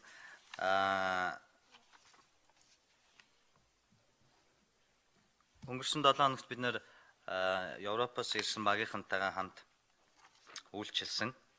Хамтдаа эзнийг магтлаа. Би залуу гэж бүү хэл гэдэг ямар утга учиртай үг юм бэ? Яагаад энэ үгийг бурхан хэлэх болсон юм бэ гэдэг талаар бид нэр хамт хуваалцсан. Тэгээ үнэхээр хэвэл ерөөл дүүрэн цагууд байлаа. Угаасаа хэн нэгний хийж байгаа ажил биш, бурханы хийж байгаа ажил болохоор бүх талаар ингээд урсгалаараа голдрлоороо болоод өнгөрдөг тийм ээ. Жилээс жилд тийм байсан. Бас маш их завгүй маш их ачаалал ихтэй үеэр энэ удаа та бүхэн дээрээ Солонгост ирж үйлчлэх тийм боломж бололцоо бас ирэх шаардлага гарсан. Тэгээд ирсэндээ маш их баяртай байна. Бас өшөө өөр олон газруудаар явж үйлчлэхээс илүү хамгийн их ирэхэд ийм дотн сэтгэлээр ухтаж авдаг Галил чуулган дээр ирсэндээ маш их баяртай байна. Үүднээс нахуулаад ингээд явсаар байгаад тэргүүн ахлагч хүртэл ингээд дотны хизээ язааны нэг тийм мэддэг газараа ирэх чинь нөгөө яасан газрын давуу зөөлөн гэдэг шүү дээ тий. Их сайхан байна. Мэдээж гэрэл байгаа газар сүүдэр байдаг. Тэгээд харахыг хүссэн хайртай дүүнраа нэг дор ингэж харах боломж юусоо олдохгүй байгаа нь энэ дэлхийн жоохон хэцүү сүудэртэй тал юм уу да тий. Тэгвэл бид нар эзэн дотор баяр хөөртэйгээр тууштайгаар түүний хаанчлалын төлөө алхасаар бас явсаар байх болно. Амен. Би хамгийн түрүүнд бүгд эзний үгийг хуваалцахаас өмнө та бүхэндээ үнэхээр хайртай та бүхэнтэй хамт дуудагдсандаа та бүхэнтэй хамт нэг хайрын дотор нэг уучлал бас нэг хүсэл нэг хараан дотор дуудагдсандаа дороо би үнэхээр их баяр хөөртэй та нараараа үргэлж бахархаж хайрлж фэйсбүүкийн чинь хуудас зураг нэг бүрийг шимтэн харж залбирч лайктаж амьдардаг ийм сул дорой пастор байна. Амен. За бүгдээрээ хамтдаа нэг хүний тухай өнөөдөр үзнэ. Би бас л зуршил болсноороо Библийн баатруудыг муулсаар яваа. Өнөөдөр бас нэг хүнийг муулах гээд бэлдээд ирсэн. Бурхан биднийг дуудахдаа Библиэлд янз бүрээр дуудсан байдаг. Бурхан биднийг давс, бурхан биднийг шороо, хонь, илжиг, гахаа гэж зүйрлэн дуудсан байдаг, тийм ээ. Бидний зүрүүд хүмүүсийг илжигтэй зүйрлсэн байдаг. Мөн гим нүглээ, ухамсарт гим нүглээ үргэлжлүүлэн хийсээр байгаа биднийг заримдаа гахаатай, үгүй бол бас нохоотой, нохоо бүлсээ иргэн долоох адил, тийм ээ. Ингээд зүйрлсэн байдаг. Харин энэ дундаас биднийг Есүс Христ эзэн нэг онцгойлон дуудсан нэр нь юу юм гэхээр загасчин гэж дуудчихсан. Загасчин. Та бүхэн яагаад тэр олон мэрэгжил дундаас Есүс эзэн биднийг загасчин гэж дуудсан юм болоо гэдэг нэгэн эсрэгцэл, нэгэн бодмоор, тунгаамаар үг гарч байна тийм. Есүс эзнийг Луух номон дээр сайн мэдээний номнууд дээр харах юм бол зарим нэг талаар тариачин үр суулгах талаар их жишээ авсан байдаг. Та бүхэн боддоо тариачин хүн, загасчин хүн хоёрын ялгаа ямар байх вэ? Тариачин хүн хаана юу тарихаа мэддэг, тийм ээ? Хэр хэмжээнд урах завхаагаас мэддэг. Жишээ нь юу гэдэг манай одоо Жимс ногоо гэд манай дархны ойрхон тийм тариалан эрхэлдэг тийм газар байна. Тэнд бол за Нямцэрэн гэдэг Нямка гэдэг хүн бол одоо энд ингээ 3 сот газартай 3 сот газрынхаа 2 сот дээр нь төмс суулгасан бол 1 сотоос ойролцоогоор нэг 4-5 тонн сайн услгаатай бол ингээд нийлэх юм бол нэг 10 тонн гэрээтэй төмс авах юм байна гэд баримжаа багцаа байдаг. Харин загасчин хүний хувьд тийм тоочг байдаг лөө. За яг энэ урсгал дээр ирээд дэгэ шидэх юм бол нэг 5 тонн загас байна гэдэг тийм Байдаг бол надад зааж өгөөрэй. Би хамгийн түрүүнд очиж загасч байна. Загасч хүний хувьд улирлаа дагаад бүгдийн итгэлээрээ хийдэг. Аль газар хідэн ширхэг ямар загас байгааг загасчин хүн тооцоолдоггүй. Тооцоолох боломжгүй. Мөн аль газар хэрхэн загасчлахыг бас урдчлан мэдэх боломж байдаг. Энэгээр Есүс эзэн биднэрт юуг заасан бэ гэвэл бидний ирээдүй, бидний амьдралд, бид нар Христ итгэл амьдралаар явхад ямар ертөнцийг үзэх үзлээр энэ амьдралыг туулах ёстой юм бэ гэдгийг бид нар зааж өгч эхэлж байна. Мөн биднэрт химжээ гэж байдаггүй. Товлсон цаг гэж байдаггүй. Жишээ нь та өвөл ургац сурааж авна гэж байхгүй тийм ээ. Тариачин хүний хувьд хэдийд суулгахгүй, хэдэн сар туслах уу, бас хэдий хэмжээнийхийг хизээ үр тариагаа хураах уу гэдгийг мэддэг бол загасч хүнд улирал байдаг. Өвөлчтэйгээ шийдсэн боломжтой үед нь их ордог, боломжгүй үед нь цооногон дээр байдаг. 100 тороо шидэхтэй, гүнзгий шидэх, наан шидэх, гол загас голоо өгсөн үү, уруудсан уу гэх мэт маш олон зүйлийг бид нар итгэлээр хийх хэрэгтэй байдаг. Сүм чуулган өсөхийн хувьд, сүм чуулган үргэлжлэхийн тулд бид нар өөрсдийнхөө загасчин гэдэг дүр төрхөө олж авах хэрэгтэй.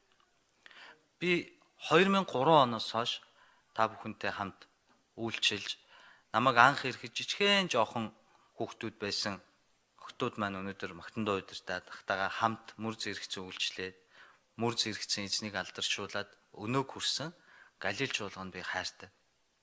Галил чуулганд би зөвхөн сургаал заах гэж ирдэггүй. Би зүгээр та нартай мөр зэрэгцэж эзнээсээ илүү хайр өгөөч, илүү хүч өгөөч гэж гуйж хамт зогсож магтах дуртай. Харин би өнөөдөр та бүхэнд нэгэн шин дүр төрхийн талаар дахин хуваалцмаар байна. Энэ юу вэ гэвэл загасчин. Загасчин хүн бол үргэлж итгэлээр хийдэг бөгөөд энэ амьдралд түүнд тохиолдох санхүү, ирээдүй, өвчин, зовлон, сайн, муу бүхэн нь Христ итгэлт болон голтой холбоотой. Тэрээр хизээ, ямар цагт, ямар үр жимс хураахаа мэдэхгүй ч зөвхөн итгэлээр урагшилж яадаг ийм л хүмүүсийг эзэн биднийг загасчин гэж дуудсан байна. Амен. Тийм учраас та бүхэн бол загасч юм аа.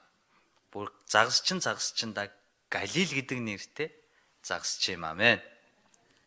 Энэ загасчингууд дундаас бас бүдэрч ундаг, итгэл алддаг, хүнд хэцүү үед байдаг. Энэ газар бүдэрч унаагүй, итгэл алдраагүй хүн байна уу гэд гараа өрөг гэвэл тийм юм амьдралдаа үзээгүй хүн байхгүй нь тодорхой. Харин өнөөдөр бүгдээрээ Баптист Иохан гэдэг Есүс Христийн дуу хоолой болсон нэгэн агуу. Бүр агуудаа хэр агууг нь би та бүхэнд тайлбарлаж өгөхөөр тийм нэгэн төрөлхийн хуучин гэрээн дээр бол Тишбэ гэж ярьдаг тийм ээ. Бурхны төлөвлөгдсөн ийм хүн. Энэ Баптист Иохан гэдэг хүний талаар Библи өөрөө төрхөөс нь өмнө зөвгнөд хэлсэн байдаг. Тэрээр Есүс Христийг төрх дуу хоолой болно гэж. Баптист Иоханы талаар хаана анх өгүүлсэн байдаг вэ гэвэл Баптист Иохан төрх өдрөөс 400 гаруй жилийн өмнө Иоханыг Библиэлд хэлсэн мэт. Бүгдээр хамтдаа Исая 40-ийн 3 дугаар зүйлийг уншъя. Исая номны 43.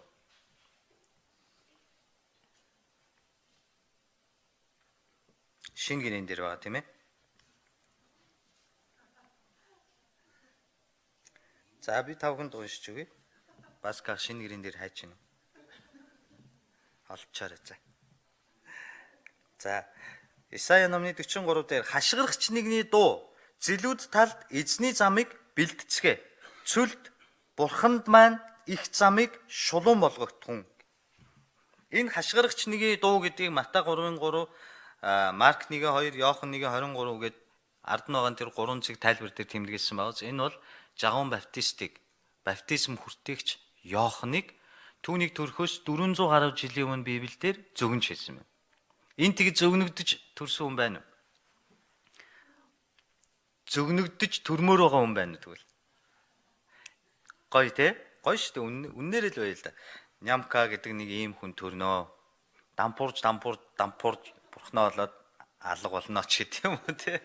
Нэг тийм гоё үг ингээд бурхны үгэн дээр гараад ингээд төрүүл тэрэн шиг гоё юм байхгүй. Баптизм хүртээгч Иоханыг 400 жилийн өмнө зөвгөнсөн байна. За мөн Иохан 1:23 дээр ч гэсэн түүнийг цөлд хашгирах дуу хоолой бөгөөд энэ бол баптизм хүртээгч өнөөдрийн энэ Жагаан баптист энэ Иохан юм аа гэдгийг Израильчууд мэдчихсэн. Мөн үүн дээр бас нэгэн аимшигтай биш, гайхамшигтай юм болж байгаа нь Луух номны 1:13-аас 16 дээр энэ бол хуучин гэрэн дээр байдаг ном. Луух номны энэ дээр үед нөгөө энэ тийм Библийн сургууль ч юм уу чуулгануудаар яваад үгийн үйлчлэл хийж хат нэг гоё юм байсан нь ингээд ишлэл хэлэнгүүднийх гоё ингээд гэл гоё цаас дуурдаг байсан те. Одоо бол ерөөсөн гэл 7 урдал энэ хэдхэн жилийн өмнө нэг ингээд нэг хамар ухах үүрэгтэй байсан уу юу мэдэхгүй нэг ганц 7 уруугаар өнөөдөр зүгээр дуурлаад хайрлаад анфренд хийж гомдоогоод лайктаж баярлуулаад зүрх дарж сэтгэлээ илчлээд ерөөс нэг хуруугаар амьдрал шийдэгдээд те тэнтэй харьцах уу харьцахгүй юу гэд ингээд бүр бурхны үгийг хүртэл ингээд 7 урдаа явчихдаг болсон. Луух номны 1:13-аас 16-ыг би та бүхэнд уншиж өгье. Харин Тэнгэр элч дүүн Захария бүү айж шиний гуйлт сонсогдсон бөгөөд эхнэр Элизабет чинь чамд хүү төрүүлнэ. Чи түүнд Иохан гэдэг нэр өгөх болно. Чи баяр жаргалтай болно. Түүнийг төрөхөд олвол баярлна. Эзний өмнө тэр агуу болох бөгөөд дарсч сархад ч юур амсахгүй. Ихийн хөвлөд байхын л тэр ариун сүнсээр дүүрэн байх болно гинэ. Амар байна уу? 400 жилийн өмнө зөгнөгдсөн. Тэгээд Тэнгэр элч ирээд түүний эцэгт хэлэхдээ зүгээр ихийн хөвлөд байхдаа юугаар дүүрэн гинэ үү? Ариун сүнсээр. Ариун сүнс гэдэг чинь бурхны сүнс түүгээр дүүрэн байна гинэ. Зүгээр л имжиж хүн ураг байх та. Та бүхэн ургийг мэдэн шүү дээ. Хаанаас гараад таашаа ороод юу болоод яаж томрол үеийг тэрийг би нэг ийм энэ дээрээс илэн далангуу тайлбарлах хэрэггүй. Тийм байхдаа л ариун сүнсээр дүүрэн. Тэгвэл өнөөдөр яаж энд уугна васках би манай төрөө ахлагч маань бид нар ариун сүнсээр яг дүүрэн байх га хичээж байгаа тий. Хичээж амьдарцгааж байгаа. Тэгтэл тэр хүн бол зүгээр тэр ихийн хөвлөд хинч биш, юу ч биш байхдаа ариун сүнсээр дүүрэн байсан.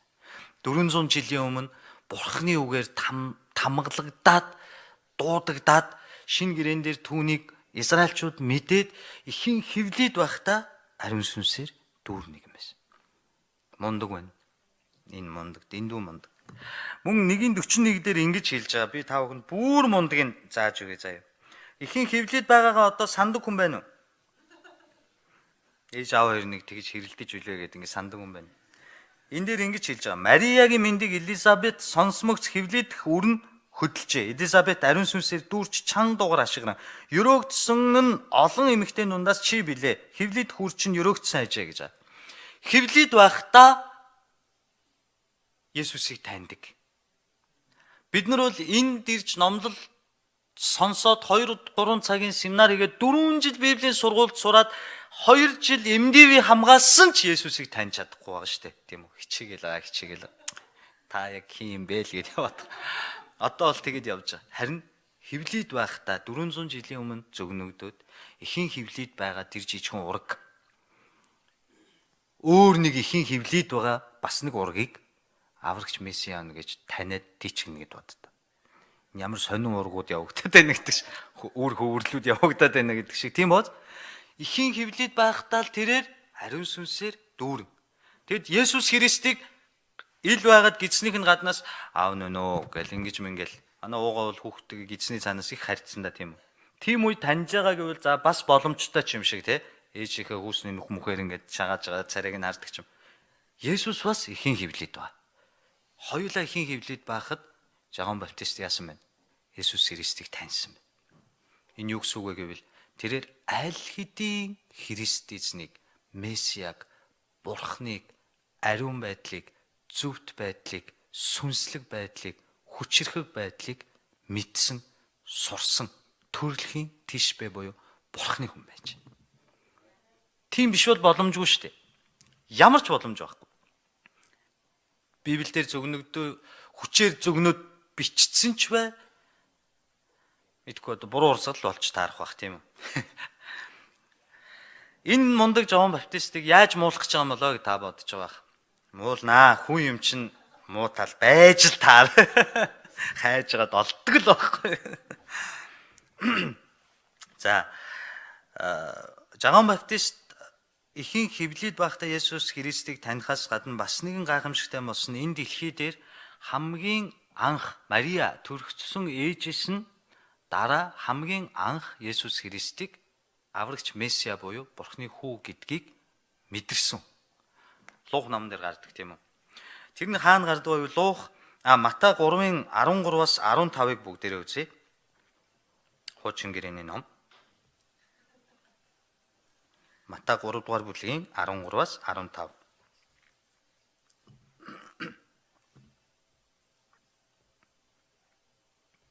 За би тавганд уншиж өгье. 3:13-аас 15-ыг.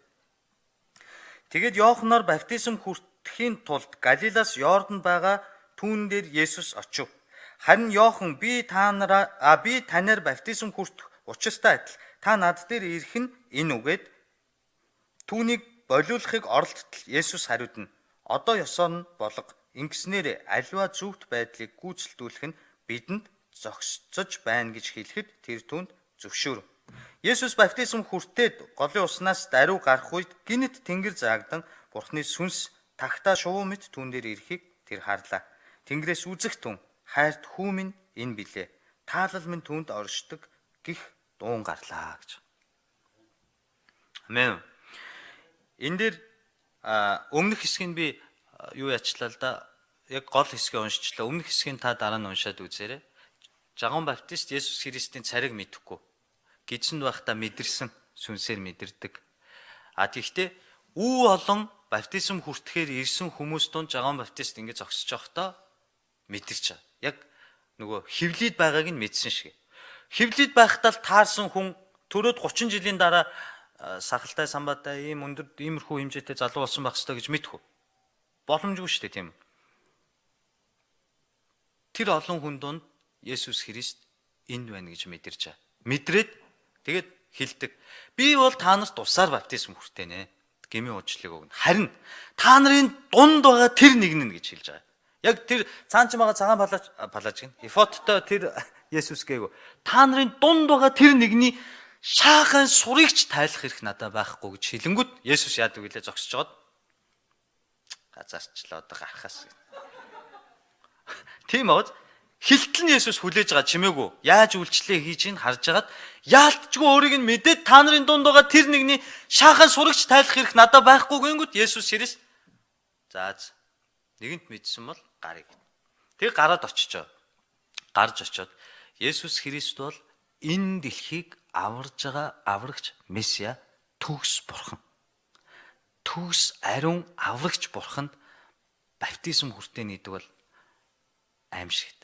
Би түрүүчийн сард манай сүм дээр дахин амьсны баяраар 8 хүнд баптизм хүртээсэн. Хар палаж өмсөд пастрын. Тэгээд их эмээсэн би. Би гэм нүгэл хийдэг гараараа. Би гэм нүгэл хийдэг зүрх сэтгэлтэй. Муу муухайг боддог оюун санаатай нэгэн нь хин нэгний сүнсийг аварсныг батлан усан баптизм хүртэнэ гэдгээс би эмээсэн баг. Та тэгж эмээхгүй гэж юу? Хэрвээ бид нар тийм эмээлт байхгүй бол бид нар Бурхны өмнө зогсдоо гэж юу? Би ихнэрдээ хэлсэн. Намайг палаж ихээр манай ихнэр жоохон дургу байдаг хөө нөө пастрын гаумыг. Би гаумаа өмсөд эзний өмнө эзэн минь хэрвээ би хийх бол болий. Надад тийм зогсдод дүр төрх байхгүй. Харин та хийн гэвэл яг одоо Есүс эзний цусаар дахиад намайг гучаадаг. Учир нь би минут секунд тутам гэм нүгэл хийдэг дороогүй.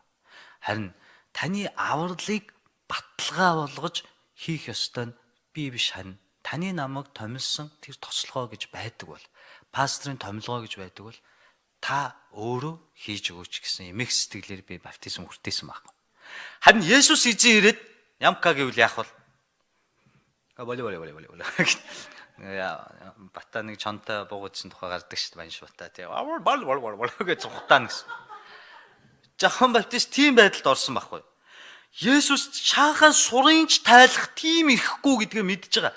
Гидсэнд байхдаа л энэ бол агуу оршихуй бөгөөд жинхэнэ төгс бурхан гэдгийг мэдчихэл тэр нь ирээд баптизм хүртээ гэхээр яах нь? Үгүй. Харин эсрэгээр та надад баптизм хүртээсэн дээр баптизм гэдэг чинь гмийн төлөөх уучлал мөнх аим штэ. Тэгэхээр тэрийг хэн өгдөг? Есүс эзэн өгдөг. Харин Есүс эзэн өгдөг үлээ? Үгүй. Бүх юм зохистой байхын тулд, дараалалтай байхын тулд чи хүссэн хүсээгүй надаа баптизм хүртээ гэж. Энд хорвоо дэлхий дээр Бурхны толгоон дээр гар тавиад баптизм хүртээсэн цорын ганц хүн. Жагаан баптист. Зэгцлээ. Төрхөөс нь 400 гаруй жилийн өмнө хуучин гэрэн дээр Исая гэж их зүнж зөгнсөн төрхийн. Эхийн хөвлөд ураг багтаа эхийн хөвлөд байгаа ургийг Есүс Месиа гэж таньсан. Тэгээд тэр Месиад энэ дэлхий дээр өмнөөс сөхрүүлээд баптизм хүртээсэн цорын ганц хүн. Түүний өмнө ч байхгүй, түүнээс хойш байгаагүй. Тэр байтугай Ром Понт Пилат түүнийг цовдлно гэж айлгаад ч өвдгийг нугалруулж чадаагүй. Жагаан баптистийн өмнө энэ бүх юм нь зогсдогоор хийгдсэн. Ингээд энэ нь бүр бурхан таалагдаад төдийгүй. Өөрийнх нь төгс агуу хүчит бурхны төгс агуу хүүхдэд нь баптизм хүртээж байгааг харсан бурхан энэ хинбэ гэж ширээ цогч байтал түүн дээр ариун сүнс юу шиг бууж ирсэн. Үгүй хэрэг шуухгүй аглаа бууж.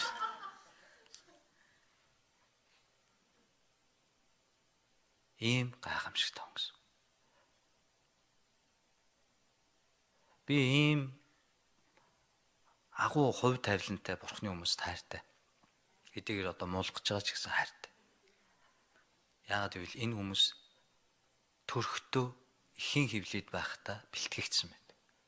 Өнөөдөр та Галисумын зааланд орж ирээ сууж байгаа. Өнөөдөр та өвчтэй, зовлонтой, уунсан, боссон, шаналсан, санаатай, санаандгүйгээр энэ заалан дээрээ суусан байна. Тэр бүхэн чинь хизээ нэгэн цагт Библи бичигддэг бол дэлхийн мөнхийн улсын түүхэнд тэр алтан цаасан дээр таны тухай бичигдж байгаа тэр түүхийг та нээж нууцыг олж харах юм бол хизээч таны амьдралд санаандгүй зүйл гэж байдаггүй гэдгийг та олж харах бол. Та энд сууж байгаа чинь ч таны хувь тавилан байна.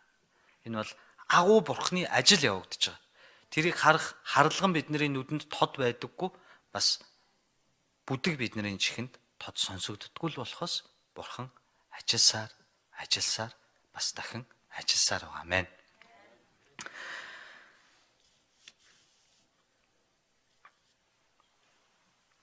Одоо бүгдээрээ Матай номны 11-р бүлэг рүү оръё.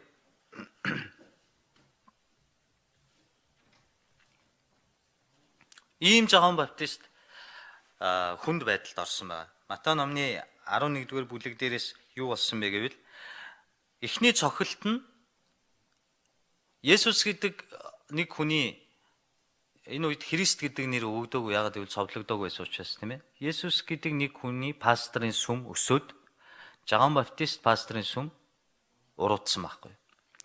Хаяанд нь нэг сүм байсан. Хоёр сүм байсан. Уул нь бол Жагаан баптист пасторын сүм бүр асар том. Өнөөдөр бид нэр Ёидо цуглааныг үзсэлдээ автобусаа тойроод Ёидо шиг байж тал тэр хүмүүс нь Есүс пастрих руу явж эхэлсэн. Яг гэвэл тэр хүмүүс мэдсэн. Есүс бол Жагаан баптистаас илүү юм байна. Түүнд бурхны аврал байна. Энэ чуулган эрүүл байна ч гэдэг юм. Зөрчил үүсэж гисэн. Тийм учраас шавнар нь ирсэн. Жагаан баптист пастрын доор үйлчилдэг ахлагч нар ирээд пастра энэ Есүс гэж сая гарч ирсэн танаас баптизм хүртсэн. Таны шав энэ хүн сүм нүсэд байна. Манай сүмийн хүмүүс тийш нь яваад байна. Хондоо алдаад байна гэж хэлдэг. Ахлагч нарын хурал зарлал. Над мө Есүсээ евангели эвсэлмээ. Эмпак гэд нэр дээр мол. Ингэсэн үү? Би буурч тэр өсөх ёстой гэж хэлсэн пастор. Яагаад гэвэл тэр мэдсэн. Аврагч Месиа гэдгийг мэдэрсэн байхгүй. Ийм төлөвшсөн нэгэн дээр дахиад нэг гай дотгор ирсэн нь сүмийн чуулганых нь хүмүүс цөөрөөд нийгмийн талын халамж хамгаалалт багасаад намаар бол одоо гишүүнгүй намын тэргүүн болоод ирэхээр яадаг вүлээ? Улс төрчиж оролдоод эхэлдэг. Наад гавьчаад аимшиг гоцолцуулсан ч араас нь А гэд дуурах намын гишүүн байхгүй. Яавал яана гэдэг асуудалд ордог. Тэгээд тэрийг яасан? Бариад хорцсон. Херод хаан. Херод хаан барьж хорихоос гадна түүний эхнэрийн охин бүжигчин нэг гүнж ээж ихээ зарилгаар яагаад энэ эсэргүүцэл тулгсан гэвэл Жагаан Баптист би энэ түүхийг уншихаар өнөөдөр хүндэтгэлийн цаг уртсах учраас богинохон та бүхэнд яриад. Яагаад ийм нөхцөл байдал тэр шоронд орох болсон гэвэл тэр үннийг хэлсэн учраас. Ямар үннийг хэлсэн бэ гэвэл цус ойртлоо гэж хэлсэн учраас.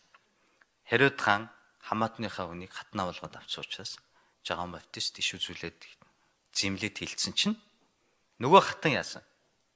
Энэ муу одоо юу вэ гэд охиноороо дамжуулаад Жагаан Баптистыг хааны Херодын толгойг ирүүлж аваад шоронд ичиж байгаа.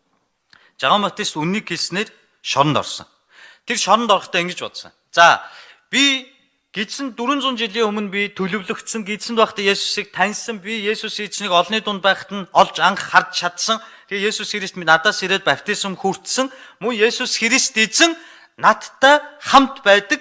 Мөн түүний дуу хоолойнд би учраас намайг шоронд байхад тэр эргэж ирж л таараа. Та нар ингэж голддог.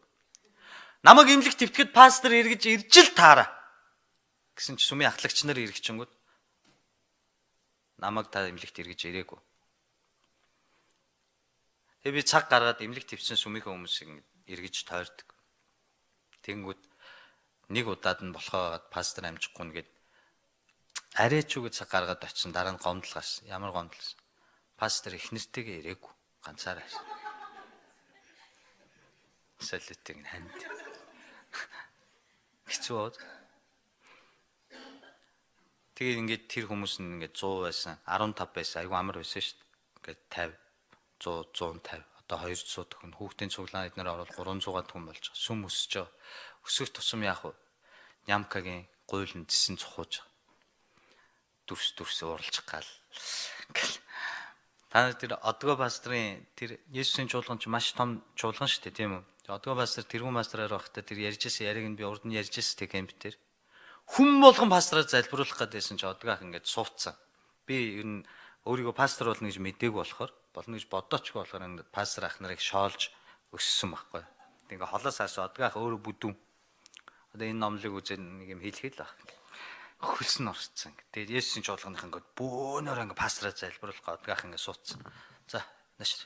За гээд яриг нь сонсохгүй. Сонсвол барахгүй шээ. Тэр олон зуун нэг. За нааш. Эцэ ерөө эвэ ажил. За дарах эзэ эдгэ чөлөөл. За дарах.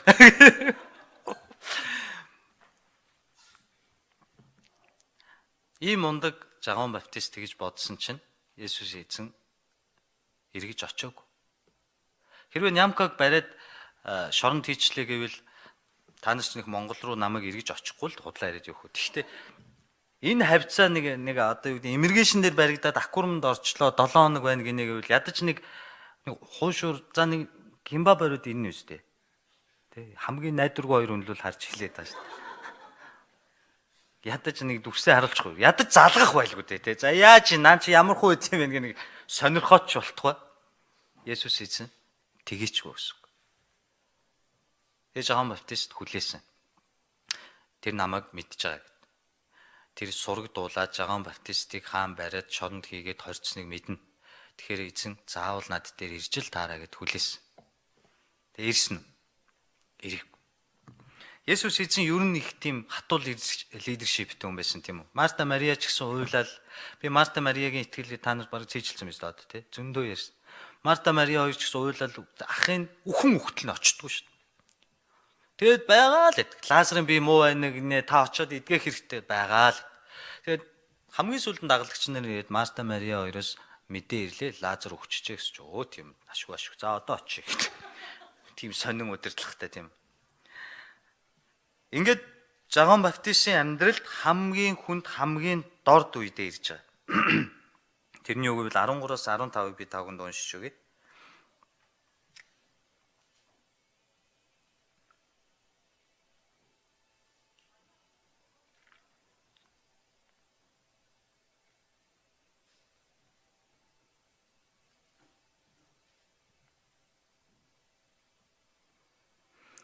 Йохан шоронд байхдаа Христийн үйлсийг сонсоод шавнараараа үг дайжээ. Түүнээс та ирэх ёстой нэгэн мөн үү? Эсвэл бид өөр нэгнийг хүлээх үү гэж асуулав. Есүс хариудан тэдэнд явж үдсэн дуулснаа Йоханд хэл. Сохор нь хараа орж, сунга нь алхаж, Уймантай нь цэвэршиж, дүлийн сонсож, үхэгсэд нь амилж, ядуust сайн мэдээ тунхаглаж байна. Надаас болж үл бүдрэгч нь ерөөлтөе гэж. За. Тэр хүлээсэн Есүс Христ. Хүлээгээд Есүс Христ ирээгүй. Тэрний шоронд байгааг Есүс Христ сонссон ч тийм үү, гайгүй юу, мессеж бичээд католикоор за шоронд тийм байхгүй байсан байж магадгүй. Юу болж ийн гэж шавнараа явуулаагүй. Аргаа бараад эцсийн хэмжээнд хүрж байгаа. За. Одоо сүүлийн арга хэмжээ юу вэ гэвэл шавнараа явуулж Есүс рүү. Очоод түүний Христийн үйлсийг сонсоод гэж байгаа тийм үү. Эргэлзэж ихээс. Нэр тэр месиа яг мөн байсан байгаа. Биднээс амьдрал зовлон тохиолдохоор яг ингэж эргэлзэж эхэлдэг тийм үү. Энэ яг зөв байгаа гэж эхэлдэг. Тэгээд шавнараа түүний тухай үйлсийг шоронгоор ингээд дам дамаа сонссон чинь үхсэн нь амьлаад байдаг. Сохор нь хараа ороод байдаг. Хилгүү нь хилд ороод байдаг. Уймаа өвчтэй нь эдгээд байдаг. Тэгтэл яагаад шоронд байгаа намайг тоохгүй байна? Би чи гарын шавин шүү дээ гэдэг шиг. Би чи ганц сугны үсэн шүү дээ. Би чи Есүс Христийг өстө бүх талаар таньж мэддэг. Баптизм хүртээсэн өстө бүх үйлчлэлийн дэмжиж, бүр сүмийн хүртэл дэмжиж, манай сүм хохирж байгаа хүртэл зүгээрээ пастраа таны сүм л гоё байвал манай сүм хамаагүй. Гэртээ чуулаад ишин бүлэг болсон ч хамаагүй. Таа дэшээ гэж би бүх талаар дэмжсэн чинь одоо намайг мяарад шоронд орсон чинь тоож ирдэггүй. Асуудагчгүй, сургалдагчгүй. Юу болоод байна? Тэгээ шавнар дуугдайс. Та нар Есүс дээр очиод хэл. Йохан шоронд байна. Мэдсээр үж яагаад намайг тоохгүй байгаа юм бэ? Яагаад ирэхгүй байгаа юм бэ? Үгүй бол үнэхээр миний хүссэн тэр месиа та биш юм уу? Өөр месиаг бид нар хүлээх ёстой юм уу? Та нөгөө нэг бусдын хилээд байгаа шиг парш янз бүрийн бүлгийнхний хилээд байгаа шиг та зүгээр иш үзүүлэх ч юм уу? Жинхэнэ месиа байсан бол намайг тоогод ирэх л ёстой доо уулна. Би чинь тоогдохоор л пастор да. Харин энэ үгийг та боддоо. Хиний амнаас гарч байгаа бол миний амнаас гарах юм уу? Над мэдчих хүний амнаас гарвал хинч тоохгүй. Хөрхийн ямка хэцүү юм байна даа л гэж бодох ба. Нөгөө 400 жилийн өмнө зүгнөгдсөн. Библиэлд хэлэгдээд төрсөн. Гидсэнд байхдаа Есүсийг таньдаг байсан хүн. Гидснээс гараад 30 настай Есүсийг түмэн олны дунд наран туул дээр явж байхад нь гутлын лангууны тэр хавцаа явж инда гэж GPS-ээр мэдэрдэг байсан. Тийм сүнслэг хүн. Тийм ээ. Тэгээд Есүс Христийг эрэхт нь Бурхны хүү Бурханд баптизм хүртээж түүний авралыг үйлчлэлийг эхлүүлж өгсөн удирдагч хүн. Дараа нь яасан? Шорон дунгуудаа та мөн үү? Эсвэл бид нэр дахин өөр нэгнийг хүлээх үү? Энэ амар сонин эсрэгцэл бааз. Би энийг ярьж байгаа нэг энэ хүнийг муулах гэсэн да биш. Та нарын сэтгэлийг амраах гэсэн. Өөрийнхөө сэтгэлийг бас амраах гэсэн. Юу гэж вэ гэвэл ийм агуу жагуун баптист итгэлээр ингэж мяарсан юм бол би ч харахгүй юм байна. Дүрмээрэл бөмбөрцгийн хуулаараа л яваа. Тийм үү? Сэтгэл амарж гин үү та нар? Нэг хандаа болоод ирж байгаа сте. Би бол 400 жилийн өмнө зүгнэгдөөгүй. Ямар азар зүгнэгдөөгүй. Би бол юм мундаг үйлчлэгч биш. Би тийм бурхан баптист би тийм ч хүн биш. Тэгэхэд тийм мундаг хүн тэнд бүдрээд та аврагч яг мөн үү? Энд чи авралдаа эргэлцсэн байгаа үстэй. Та энэ өгүүлбэрийг ойлгож байна уу? Та нөгөө миний араас ирэх ёстой нэгэн мөн үү гэдгийг энэ үсэг томоор байгаа үстэй. Аврагч мөн үү гэсэн. Нэгэн мөн үү? Эсвэл бид өөр нэгнийг хүлээх юм уу гэж. Энд чи юу гэсэн үг вэ гэвэл Есүс Христ цорын ганц зам үнэн аим мөн үү? Эсвэл энэ ээж модонд очиод хадаг үлгчүүл нэрээ юу сансан юусэн үсэл маань биелээ айтайхан болоо явуучих юм болов. Ийм эргэлзээ төрсөн гэсэн. Ийм мундаг хүнд ийм эргэлзээ төрсөн юм бол хідүүлээ зүгээрээ гойлдрлоороо явж гинсэн. Амен.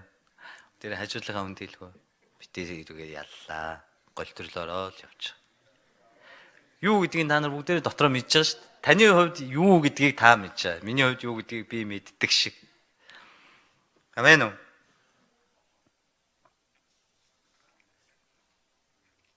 Хан Есүс Христ өнөөдөр Галил чуулган та биднэрт хандаад ивэр шиг ингэж хэлсэн байна. Сохор нь хараа орж Сунган алхаж, уймантай нь цэвэршиж, дүлийн сонсож, үхэгсэд нь амилж, ядууст сайн мэдээ тунхаглагдсаар байна. Надаас болж бүдрээг нь ерөөлтөё гэж. Юу вэ гэвэл чиний амьдралд таргална уу, турна уу? Чи өөр л тэгдэг үстэй. Түрүү жил надтай уулзсангуудаа сайн уу юм хахаж байгаа. Би таргалцсан байгаа. Сая тэр доор таарангуудаа зүгээр л би турцсан байгаа. Ахын дараа эрэхтэй килограмм жинтэй ирнэ заяа. Мэдээ босоо зогсчих.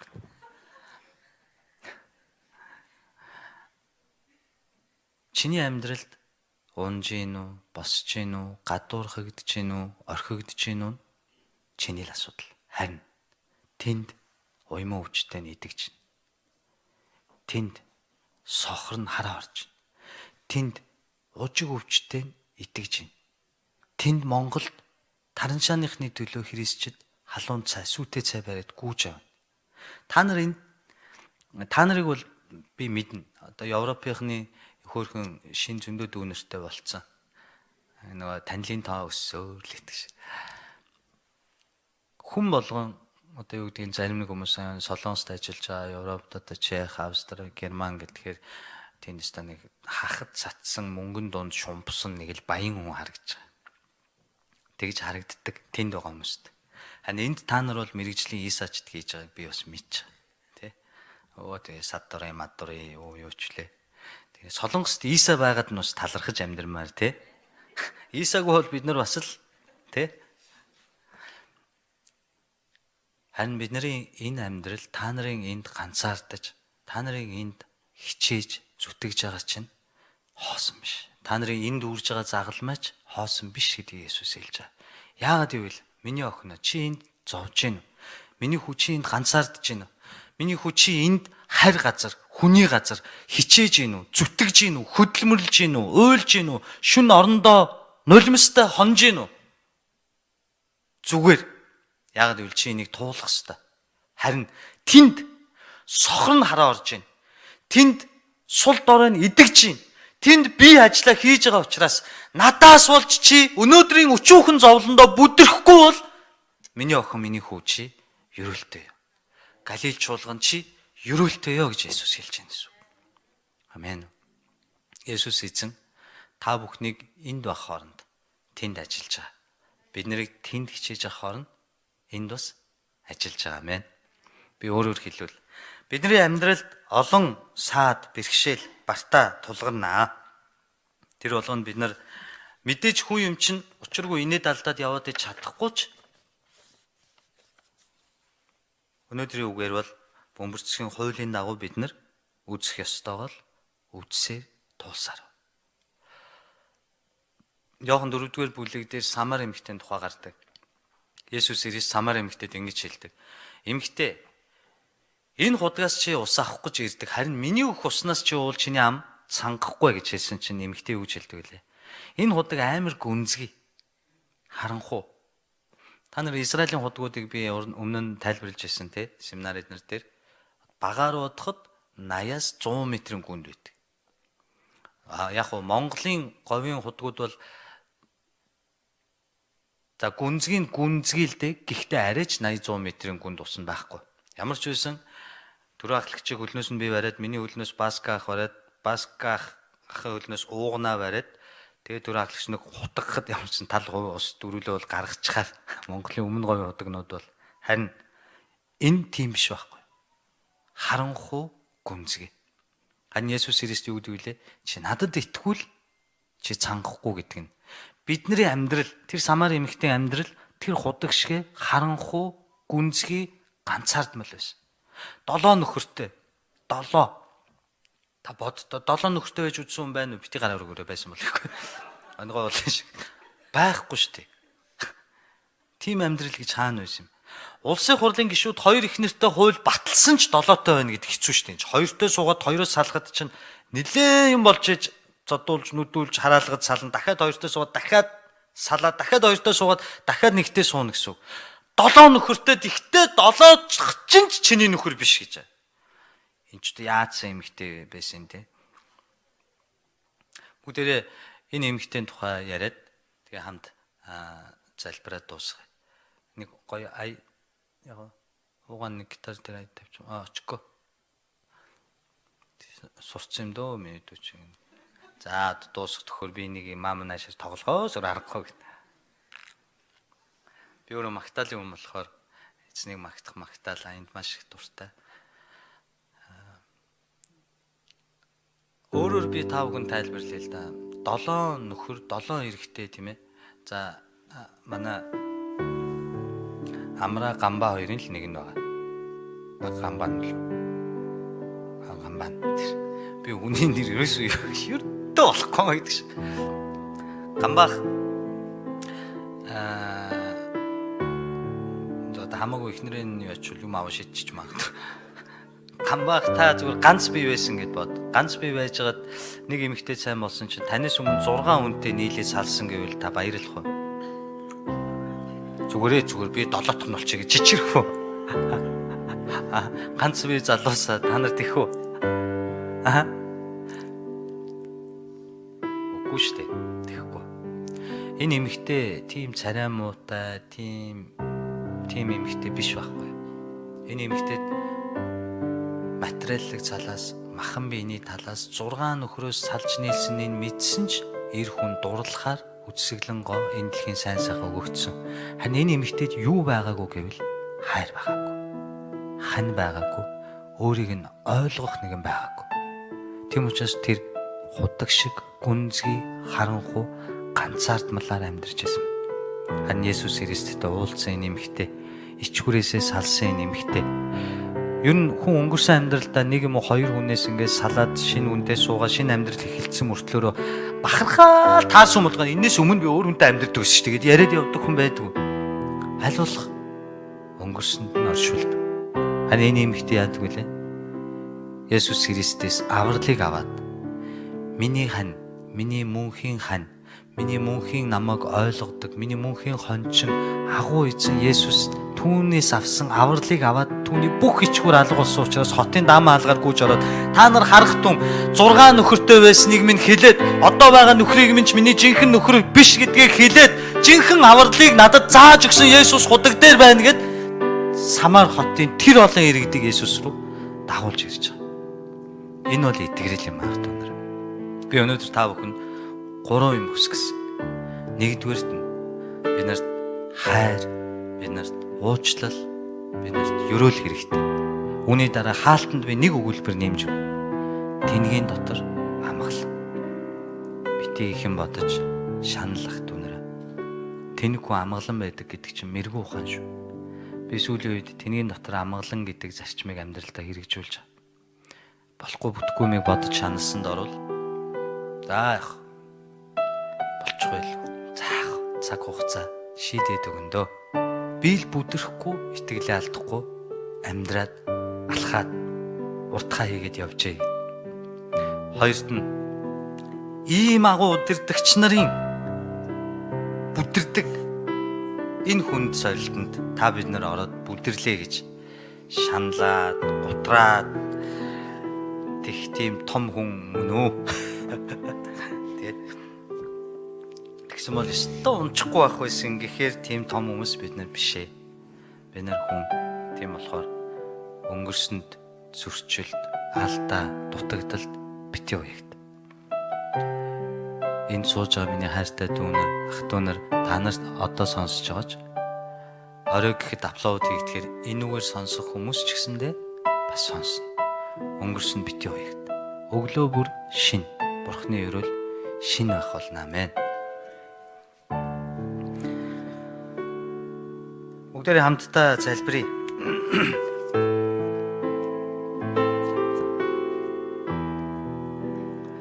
Эзэн минь бидний зүрх сэтгэл оюун санааг шинчилж өгөөч хэмээн залбирая. Зүрх юугаар дүүрэн тэр гардаг шиг та хэрвээ аягтаа ус бариад түүнийг цогох юм бол аяганд юу байна? Тэр газар асгардаг. Тиймээс бид нар цэвэр байхын тулд бид нар өөрсдийн аягийг зөвөр уучлалаар, хайраар дүүргэх хэрэгтэй. Тэгэх юм бол энэ зал аврагдсан сүнснүүдээр дүүрэх болно ах дүүнэр. Хэрвээ та аягтаа усанд сэгсрэхэд ус гоождөг бол та ихтай сүүг цохилдог л сүүл гоожно. Таныг амьдрал жаргалаар биш зовлонгоор цохих үед таны зүрх юугаар дүүрэн тэр асгардаг ба. Тийм учраас бид нар жаргал даах нь чухал уу, зовлон даах нь чухал уу гэдгийг энэ газар бодонгоо өөрсдийн зүрхээ чуулгана ах дүүнрээ эзэн даатган. Түүнээс хүсэмжлэн үгийн төлөө, ерөөлийн төлөө хамтдаа залбирanгуйцгаая.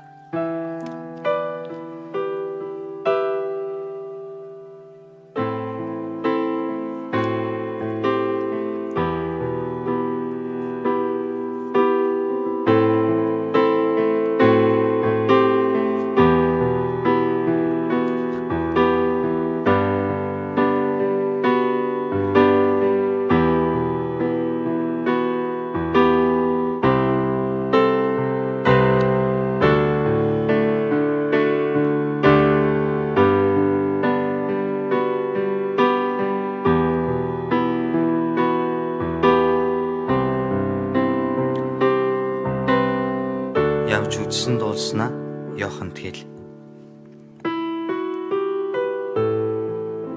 Явж үзсэн дуулснаа Галилд хэл. Сохор нь хараа орж, суунг нь алхаж, уймантай нь цэвэршиж, дөлийг сонсож, үхэгс нь амилж, ядуус сайн мэдээ тунхаглагдж байна. Надаас болж үл бүдрэгч нь ерөөлтэй. Эцэг минь тандаа талархъя аваа. Тийм ээ аваа. Бид нарыг энд өнөөдрийн зовлон, өнөөдрийн жижиг шажиг амьдралд асуудалтайгаа орооцолдох хооронд таны хаанчлал дэлсээр байна. Бид нарыг энд зовлон зүдгүүрдээ гомдлон, танаас гомдол тоочин ойлон шаналан сууж явах үед таны хаанчлал бас дэлсээр байна. Тиймээс бид нар Галил шиг баймаар байна аваа. Тань руу урсах тэр гол шиг баймаар байна аваа. Энэ газар таны ерөөл урсахыг хүсэж байна. Энэ газар таны нэгүсэл байхыг хүсэж байна. Энэ газар таны сэргэлт байхыг хүсэж байна. Бас энэ газар бид нар бүгд үхлүүд байхыг хүсэж байна аваа. Гагцгүй амьд байгаа зөвхөн та байхыг хүсэж байна аваа. Таны загалмайн хайрыг дагагч ам мургилсан Галил нуур шиг амьдрал цэцгэлсэн олон төрлийн энэ дэлхийн сав газруудад байхгүй бүхий сайн сайхан зүйл цугларсан Галил нуур шиг, олон газар руу цутгсан Галил нуур шиг энэ газар таны ерөөл дүүрэн хэмээн Есүс хааны нэрээр ажиллан ерөөж аваа. Эзэн минь, энэ газар таны хайр, таны уучлал, таны нэгүсэл, ах дүүсийн эв нэгдэл дүүрэн хэмээн зүгнэн ерөөж аваа. Энэ газар таны чөлөөлөлт дүүрэн хэмээн ерөөж аваа. Эзэн минь, энэ газар таны зарцнаар босон зогсох болно хэмээн ерөөж аваа. Бүх алдрыг танд өргөм, тандаа бүх магтаалыг өргөм, бүгдийг таны итгэмжт моторт дахин даатган Есүсийн нэрээр ерөөн залбирanгуйлаа. Амен. Хайртай шүү.